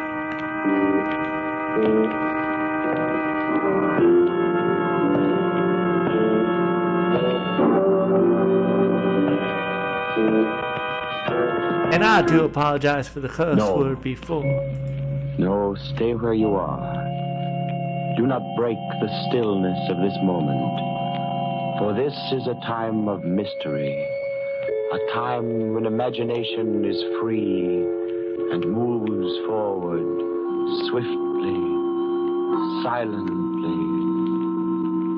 This is the Haunting Hour.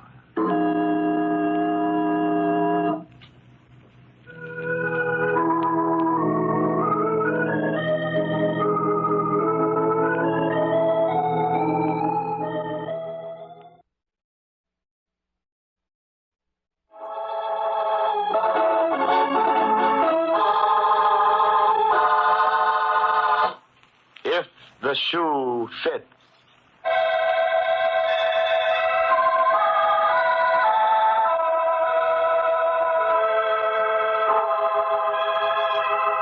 It is early Sunday morning in the home of Mr. and Mrs. Destos.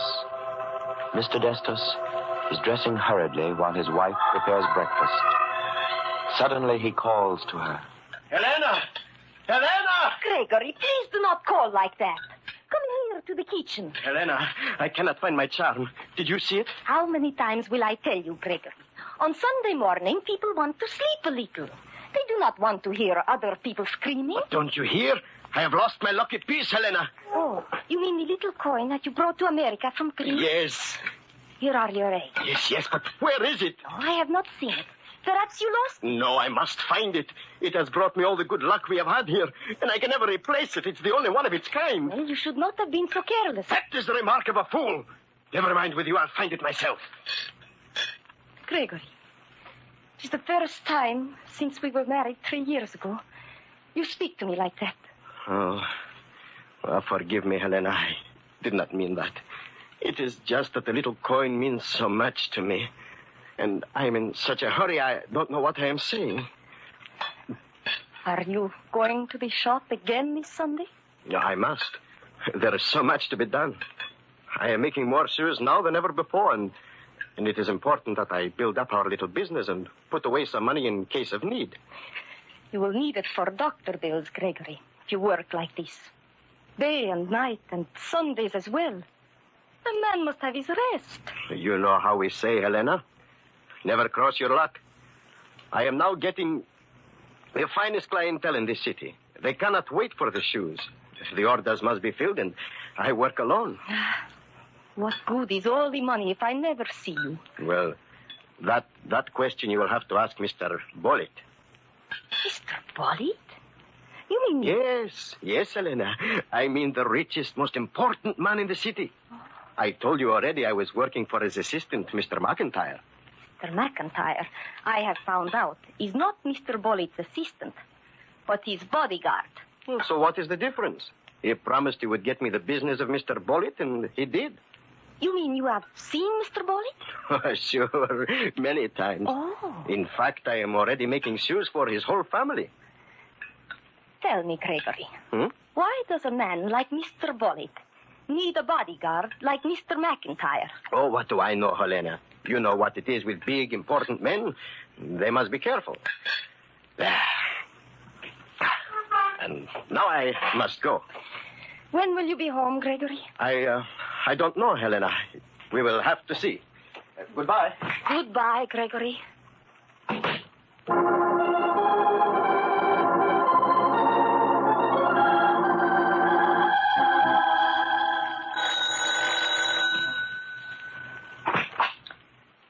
Mr. Destus live here? Yes. Is he home? Could I ask, please, your name? I'm Mr. Bollitt. Oh, Mr. Bollitt. Oh, come in, please. Come in, McIntyre. Right. Where's your husband, Mrs. Destus? He is not home. You're lying. I do not lie. Just a minute, McIntyre. Where is your husband, Mrs. Destus? I do not know. I tell you, she's covering up, boss. Let me go through the house. Just a minute. Mrs. Destus, do you recognize this coin? Oh, it is my husband's good luck piece. But where did you get it? Told you it belonged to him, boss. That's all I want to hear. You know what to do, McIntyre. Don't worry, I'll take care of him. What is wrong? What has my husband done? Don't worry, he won't do it again. And don't forget, McIntyre, if you don't find him before the day's over, there'll be a new man in your place tomorrow. I told you not to worry, boys. I'll be waiting to hear from you. Don't make it too long. We might as well go inside and sit down, Mrs. Destus. What are you going to do? I'm going to wait for your husband. I mean, after he gets here. Well, don't you worry about that. Whatever I do, you should be glad I did it. I do not understand. All right. You want to know what's up? I'll tell you. That husband of yours is a no-good, two-timing double-crosser. Now do you understand? No. He's running around with other women. Gregory? With other women? And that ain't all. If he wants to run around with other women, that's his own business. But when he starts fooling around with the boss's daughter, that's going too far. My husband is going with Mr. Bollitt's daughter? Mm-hmm. An 18-year-old kid. Oh, no, but it is impossible.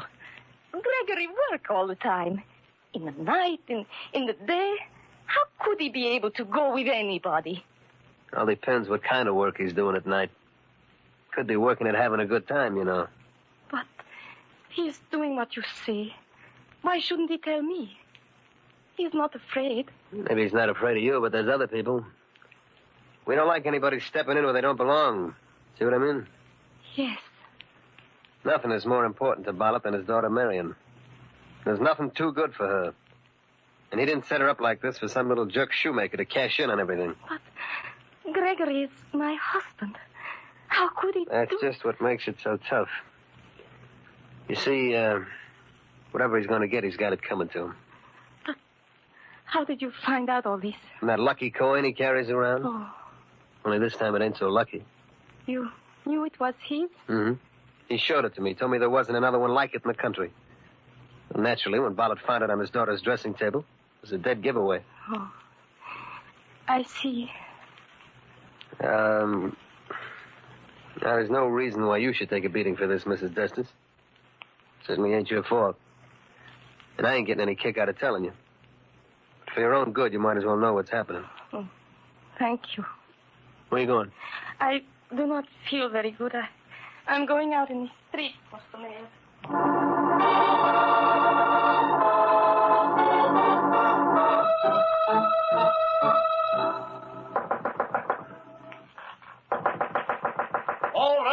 All right, I'm coming.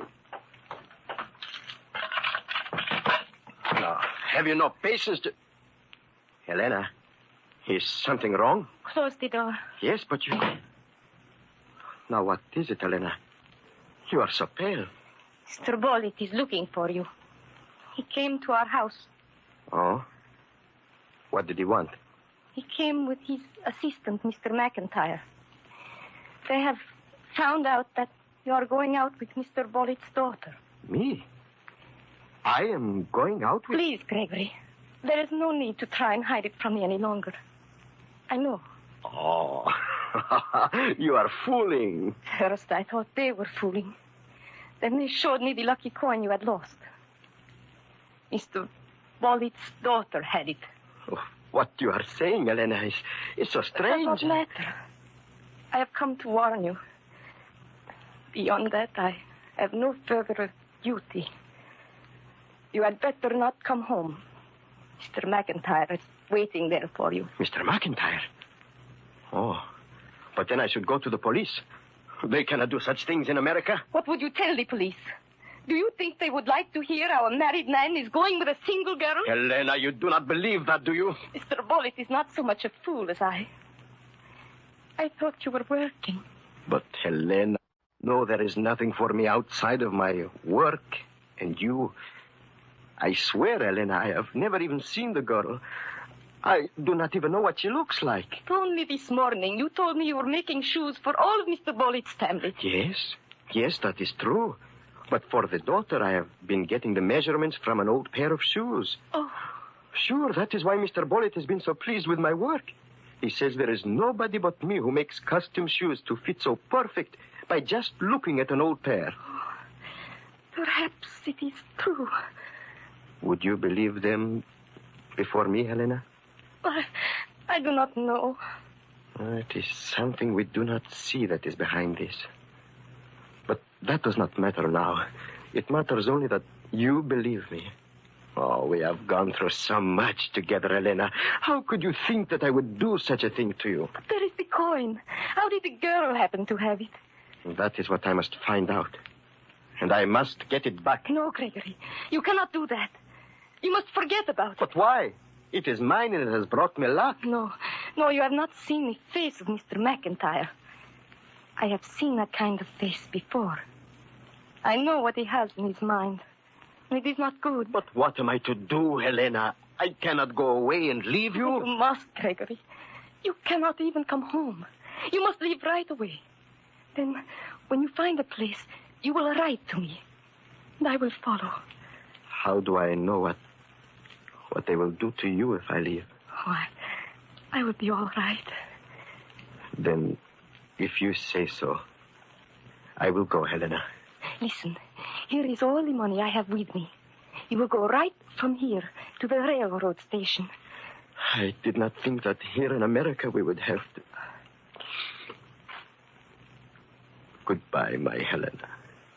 Oh, hurry. There is not much. Mr. McIntyre. Do not say anything. Just going out for a little walk, huh, Mrs. Destus? Led me right to him. What do you want, Mr. McIntyre? I'll tell you later. Get your hat and coat. No, you cannot take him. No? Maybe this will convince you that I can. You're going to kill him. No, I'm not. Helena. Helena, you must not try to do anything. You cannot fight a revolver. Now you're being smart, Destus. Let's go. Get into that car outside. Goodbye, Helena. Don't worry. Gregory. Oh, my Gregory.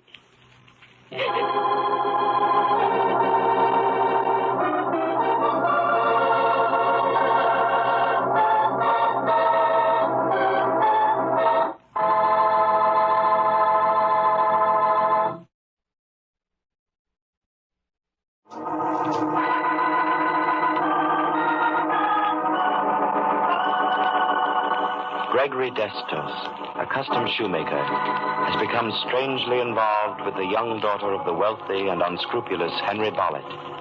And though Destos has denied any knowledge of the affair to his wife, he is forced at the point of the revolver to go off in the custody of Bollitt's so-called bodyguard, McIntyre, who has been assigned to take care of Destos. Now, after walking the streets aimlessly, thinking of something to do, Mrs. Destos returns home. Gregory, what have you done? How did you get back here? I have done nothing, Helena. Mr. McIntyre brought me here. But why did he do that? I thought... Listen to me. He, too, believes that I have been seeing Mr. Bollitt's daughter. Oh. And as a favor to me, Mr. McIntyre will give us time to leave the city. But we must never come back. I do not understand it. I do not think he likes Mr. Bollitt very much. But even so, why should he let me go? What reason did he give? He said it was because I made him the most perfect shoes he ever wore. So, that is your reward. To go away and never come back. He says that if Mr. Bollitt ever finds out that I am here, it will be the end for all of us. But if Mr. McIntyre is such a good friend, Gregory, why was he the one to tell Mr. Bollitt that you were seeing the daughter? He told Mr. Bollitt? Yes. When Mr. Bollitt found the lucky charm in his daughter's room, it was Mr. McIntyre who told him it belonged to you. Oh. And I don't understand. Gregory, it is clear that... Who is that? I will answer it. Gregory. There is no use to hide anymore, Helena. It has to be this way. Are you Mr. Destus? Yes. Well, here's part of what you deserve. Oh, why did you hit him? That's only the beginning. Get up from the floor, Destus. Quick. Fred, no, don't. Why not? It's coming to him, isn't it? But that's the wrong man. That isn't the one.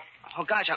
Oh, here, let me help you up. Has everyone gone mad? Oh, you're Mrs. Destus, aren't you? Yes. I'm Marion Bollitt. Oh, you are Mr. Bollitt's daughter? Yes. And I'm terribly sorry for what Mr. Potter just did. You see, he's a friend of mine, and he was just trying to help me. You see, I thought you were the one who had sent Miss Bollitt that note. Note? What note? The one in which you demanded $1,000.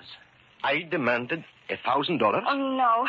You see, my father wants me to go out only with people he approves of. Now, I know he wouldn't approve of Fred, because Freddie isn't rich enough. So we haven't told Dad that we go out together. But what has that got to do with my husband? Well, the other day, I got a letter saying that if I didn't leave $1,000 at a certain place, the writer would tell my father all about me and Fred. And you thought I was the person who wrote that letter? Well, I went to the spot.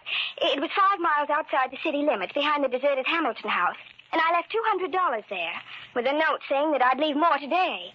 Then I drove off at a distance and sat in my car watching. And you saw the men? Yes. Although I couldn't identify him from that distance, I do know that he was much bigger than you. But when he left, I went back to see if he'd found the money. And he had, all right. And while I was looking, I found a Greek coin that he dropped. So I put it in my purse and later left it in my bedroom where Father found it. That was when I first learned it belonged to you. Then why did you come here? Well, I had to. I was going to give you the rest of the money to make sure you didn't talk to my father. But now I know you're not the man. So, It was someone else who took away your lucky coin, Gregory, to make it look like you. Yes. Well, I'd sure like to lay my hands on him. I think I am beginning to see why Mr. McIntyre wants me to go away. Are you talking about my father's assistant? Yes. He wants my husband to leave the city. Your father thinks that Gregory is going out with you. But how would he get an idea like that? Mr. McIntyre advised him. Then, do you think that... Why, of course. It's as clear as the nose on your face. But what can we do? Wait, I have an idea. Where did you say you left the $200, Miss Bullitt? Behind the old deserted Hamilton house. You know where that is, don't you? Yes. Yes, it has been empty for many years now, has it not? At least 5 years. But how can that help us? What time is it now? It's 6 o'clock. Uh-huh. It will be light for about 1 hour more. You mean you want to go out there tonight? Miss Bullitt, you said that you were bringing the money to me. Yes, I thought that you Would you let me bring the money to the Hamilton house and place it there for you? You want us to go with you? If you will allow me, I would rather go alone. You mean you're going to wait there and see if you can catch him? While it is light, I will wait. If it does not come then, I will go back to my shop, and I will be working there all night. And what do you want us to do? If you do not hear from me tonight, I would like you to take Miss Bullitt to the Hamilton house tomorrow and see if the money is gone. If it is, I would like you to come to my store and tell me the first thing in the morning. All right. Here's the money, and then we'll go along. Good night, and thank you. Good night. Good night. Oh, are you sure you're doing the right thing, Gregory? Yes, Helena. Do you want me to stay here? No. No, I want you to come with me. Oh, what can I do there? You will see. Come, Helena. Come.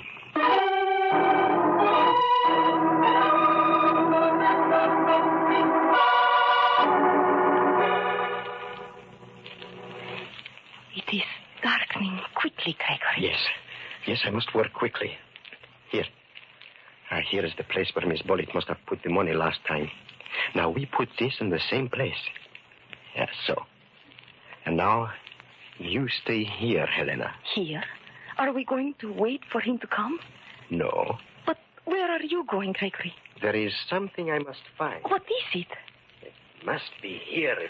But why must I stay here? Because I do not want you to... Uh-huh. Yes, I found it. The man has left something he didn't know about. Come here, Helena. What have you found? It had to be here. Look, do you see what I mean? Oh, yes, Gregory. I see what you mean. As soon as I have it, we will go back to the shop. I will be working all night, Helena. All night.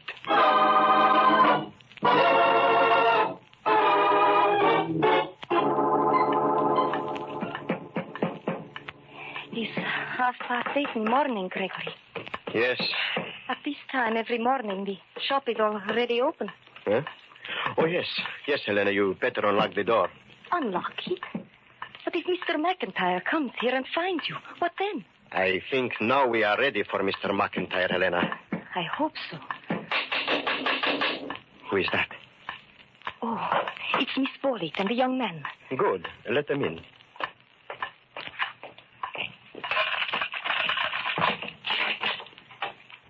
It's gone, Mrs. Destus.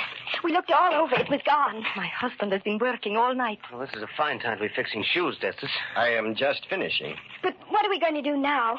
Now that we know the rest of the money is gone. I expect that in a few minutes your father will be here. How do you know that? After what has already happened, he must be following you. But you know that we don't want to be seen together. Why didn't you say this before? Because Mr. Bullitt is interested in me, not you. Well, Marion, I think it's best that we get out of here. All right, Freddie. If you think we... All right, Justice. Took me a long time to catch up with you, but I finally did. I am not running away, Mr. McIntyre. Marion, how can you come to this man's place at this hour of the morning? Why shouldn't I?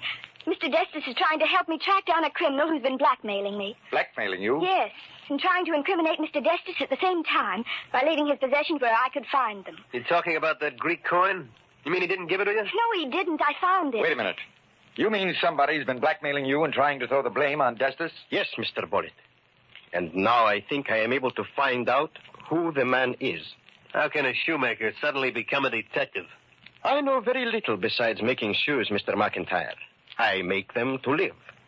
But now I have made one to save my life. What are you talking about?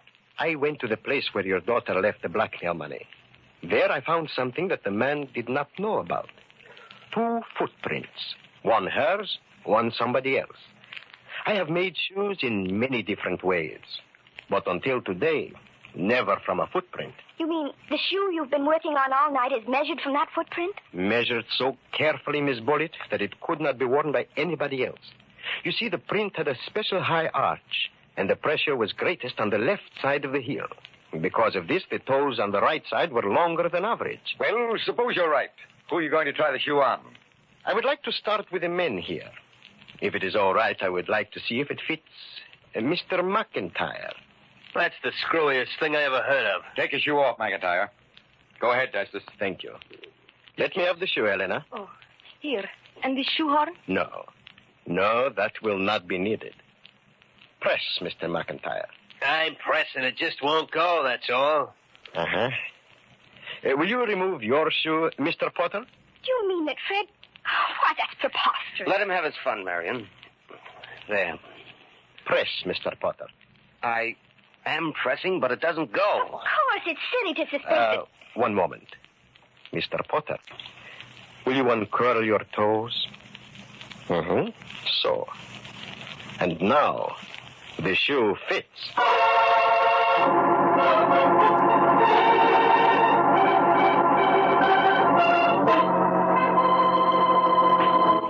It is amazing how you fashioned that shoe from a simple footprint, Destus. I think, Mr. Bullitt, that he will never find another shoe to fit him as well. I'm afraid it won't matter so much where he's going. I suppose McIntyre's turned him over to the police by now. But I still don't see how Mr. Destus could find out all that information from a single shoe print. How did you know that Fred had the blackmail money in his pocket? Oh, I did not know that. I knew only that the blackmail money had been taken away from the place where I left it. But from the beginning, Mr. Potter's face was familiar. Then I remembered the day my lucky coin disappeared, there was a man in my shop, and he was asking me for prices. Tell me, Miss Bullitt, did Mr. Potter ever have a mustache? Why, yes. He just shaved it off a few days ago. And sometimes he wears glasses? That's right. Of course, I could not ask these questions before. Naturally. But that proves conclusively he was the man. You deserve a lot of credit for this, Destus, and I'll see that you get it, too. Well, come along, Marion. Perhaps you'll listen to me in the future. Goodbye, Mr. and Mrs. Destus. Goodbye. Oh, Gregory, it is over. Like being free again. Is it not wonderful? So wonderful, Helena. I think I will take a holiday. We will go home now and go to sleep.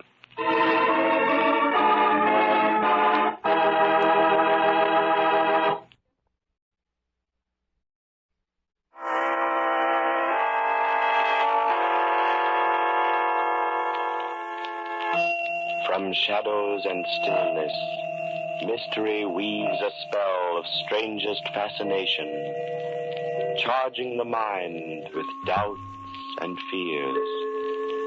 For mystery is a strange companion, a living memory in the haunting hour.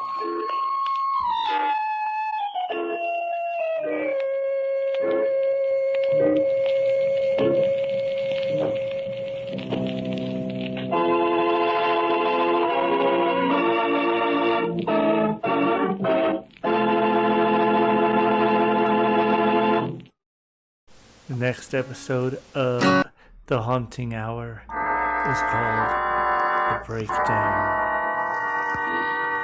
Enjoy. Sit back, relax, and listen.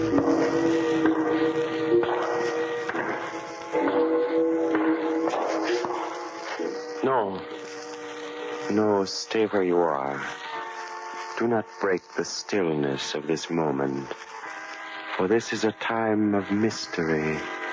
A time when imagination is free and moves forward swiftly, silently. This is the haunting hour.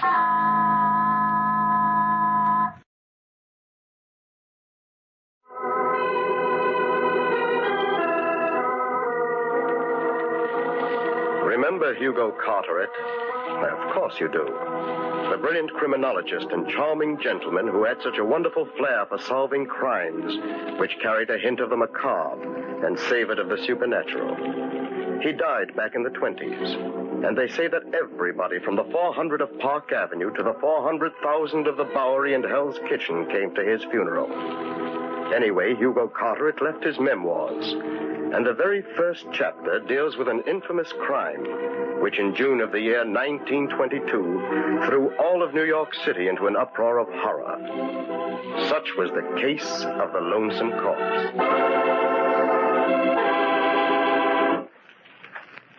Greystone Park used to be the private estate of old Caleb Greystone, eccentric recluse and, incidentally, millionaire many times over. When Caleb died, he willed the estate to the city of New York. The city fathers, properly grateful, promptly converted the estate into a park. It was public in that it was open to the public, but it had a private look because a 15-foot wall of polished stone completely surrounded it. One day, back in June of 22, a big car drove up to the only entrance.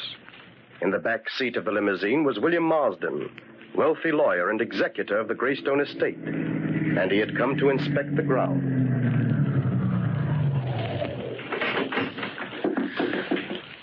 You wait here in the car, Edward. Yes, Mr. Marsden. Will you be long, sir? I don't think that's any of your business. I pay you to chauffeur me around, not to ask me questions. Yes, sir.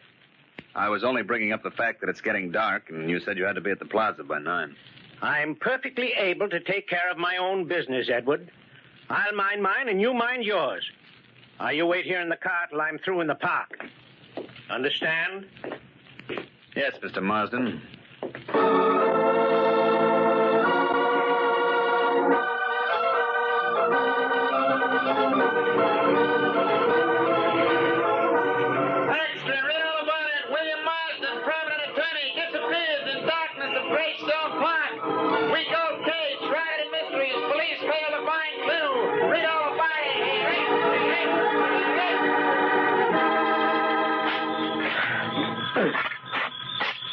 Hey, Joe.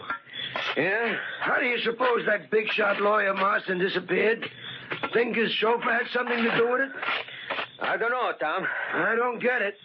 He tells his chauffeur to wait, walks into this here park, and never comes out. Chauffeur hears a scream inside the park, and that's all. You're scared too easy, Tom. 9, that's nice. Just broke my shovel. Well, I have to go over to the tool house and get another one. But, Joe, the tool house is way over the other end of the park. So what? It's getting dark. It ain't healthy to be in this place after dark. Let's knock off, Joe. We can finish digging these flower beds tomorrow. If we knock off, we'll both be looking for a new gardener job tomorrow. Andrew, the superintendent, told us to finish up tonight, and that's what we got to do. Look, Joe, don't leave me. I got an idea there's something running around this park we don't know nothing about. When I think of that lawyer Marston, So, you seen ghosts now, huh, Tom? Well, there ain't no ghost or nothing else that can scare Joe Donetti. You wait for me here. If you see a boogeyman, why, just offer him a drink and ask him to stick around, eh?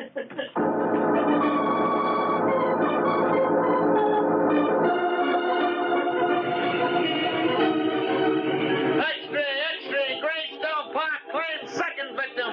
Park gardener leaves companion for tool house and never returns. Police call in Hugo Carter at a public demand solution. Read all about it here,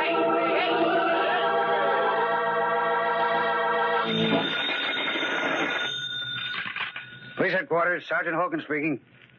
What? You saw a light floating around in Greystone Park? What kind of a light? Purple, eh? You see anything else? What? A white ghost walking down the park road, eh? All right. Don't get excited. We'll send a squad car to investigate right away. Hello, Sergeant Hogan. Oh, hello, Mr. Carteret. Miss Smith? Oh, I see you know my special assistant. Of course he does, Hugo. The sergeant and I are old friends. We met at the policeman's ball. Keeping you busy these days, Sergeant? Busy? Mr. Carteret, we sure need your help in this case. The commissioner's going nuts inside. And you ought to hear the double talk coming in over this wire. This Greystone Park business has got the people living around there walking around in circles. They're seeing everything from the king of the pixies to the ghost of my great-grandmother. I don't wonder. I've been working up a few shivers about it myself. Is Commissioner Williams in, Sergeant? Yeah. Go right into his office, Mr. Carteret. He's expecting you. Thank you. Here comes another screwball report. Come on, Ann. Police headquarters. Sergeant Hogan speaking. What? You heard some kind of animal howling in Greystone Park? What kind of animal? So Joe Donetti left you to get a new show, eh, Farrell? And then a little later, you heard a scream. Yes, sir. It come from far off, and it must have been Joe. Oh, hello, Hugo. Miss Smith? Commissioner? Well, I guess that'll be all, Farrell. Stay pretty close to home, though. We may need you later. Yes, sir. Oh, that was Tom Farrell, the gardener. Hard to get anything out of him. He's so jittery. He's convinced there's some kind of murdering thing running around loose in that park. So is Marsden's chauffeur. And I'm convinced they're both telling straight stories. I trust you searched the park thoroughly, Commissioner. Oh, of course I have, Hugo. Had a detail practically scrape every foot of the area with a fine-tooth comb. And you found nothing, Commissioner Williams? Nothing. Until yesterday morning. Oh, you have a clue? Yes, if you want to call it that, Hugo. But, well, it's almost incredible. Fantastic on the face of it. Hugo, we need your help badly. We're at our wits' ends down here, and I haven't even asked. Well, naturally, Commissioner, I'd be delighted. There's a touch of the macabre and supernatural here that I find very interesting. Don't you, Anne? I'm not so sure. Now then, Commissioner, you said something about a clue. Yes. Donetti, the missing gardener, was wearing hobnail shoes. The road was soft from the recent rain. And we were able to trace his footsteps. As far as they went. What do you mean, as far as they went? I mean those footprints stopped dead in the middle of the road. What? Right next to Caleb Greystone's tomb in the center of the park. It was just as though some giant bird of prey picked Donetti up and carried him off. But, my dear Williams, that doesn't make sense. I know it doesn't, but it happened. Donetti couldn't vanish like that, unless he had wings. Maybe he does have wings now.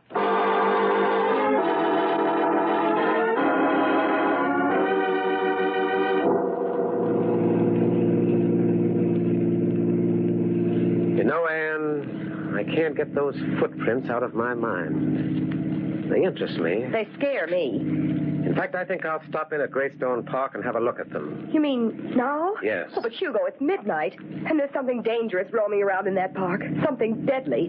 Why not wait until tomorrow in the daylight? Because the things that happen in Greystone Park, Anne, seem to happen at night.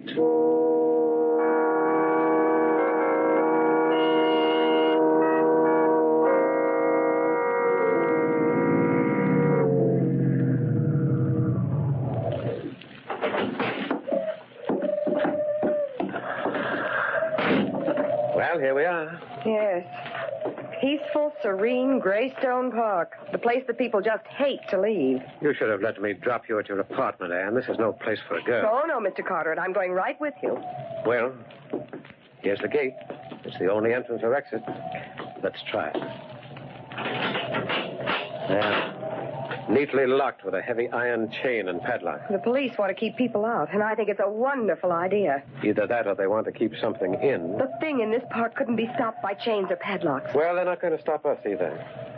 Here, Anne, I'll boost you up to the top of this stone wall and climb up myself. Come on. There you are. How's the view up there? Oh, lovely. Now then, Mr. Carteret, let's see what kind of a second-story man you are. I haven't done this since I was a boy. This wall is higher than it looks. You all right, Anne? Just dandy. Well, now, I'll drop down and then catch you. All right, Anne. Just let yourself go. All right, but don't miss. There you are. Listen, what was that? Only the wind. Oh, I thought I heard someone calling. Why, Anne, you're trembling. You're telling me. Hugo, where are we going? Up this road until we reach the place where that missing gardener's footprints stop. Right next to that big square tomb in the center of the park, according to Commissioner Williams. Mm-hmm. That's the Greystone Mausoleum. All that remains of old Caleb Greystone, the philanthropist, lies within it. And that's the statue of old Caleb himself, standing on the roof of the tomb. How nice. I hope you realize that William Marsden and Joe Donetti walked along this same road at night. And they did... What's wrong? I felt a cold hand on my face. That isn't a hand, it's a leaf on the end of a twig. Poor kid. You're frightened, aren't you? Who, me? I'm scared to death. I'm so scared my hair's standing on end. It's ruined my permanent. Oh, Hugo. What is it, Anne? That statue on the top of the mausoleum. The statue of Caleb Greystone. Yes? Well, what about it? It moved. What? Now, wait a minute, Anne. Hugo, I tell you it moved. I saw it lift one of its arms and turn its head in the moonlight. Now, Anne, it's just that you're on edge. What you saw was a mirage brewed out of moonlight and your own imagination. That statue's made of stone. Stone statues don't move. Come on, we leave the road and go down this hollow.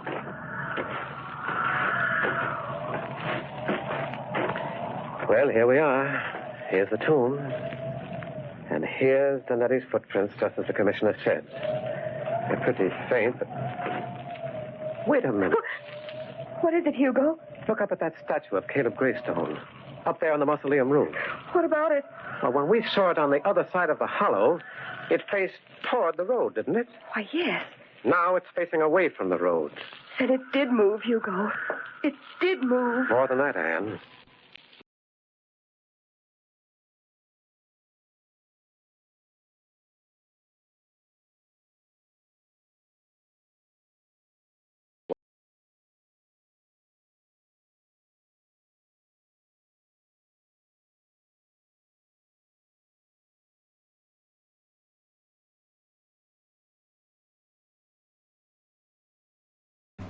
I have to apologize, everybody. Looks like the audio clip kicked out and is not working at the moment.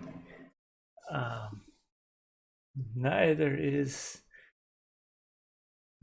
my computer streaming properly anymore. Starting to see a lot of packet loss, so I think it's time we call this a night. We will replay this last episode and some more of the Haunting Hour tomorrow evening between 8 p.m. Eastern Time and 10 p.m. Eastern Time. So y'all have a good night, good health, and good fortunes to all of you. Stay safe out there. We'll see if we can't raid somebody here real quick. Let's raid some Lady Rebellion.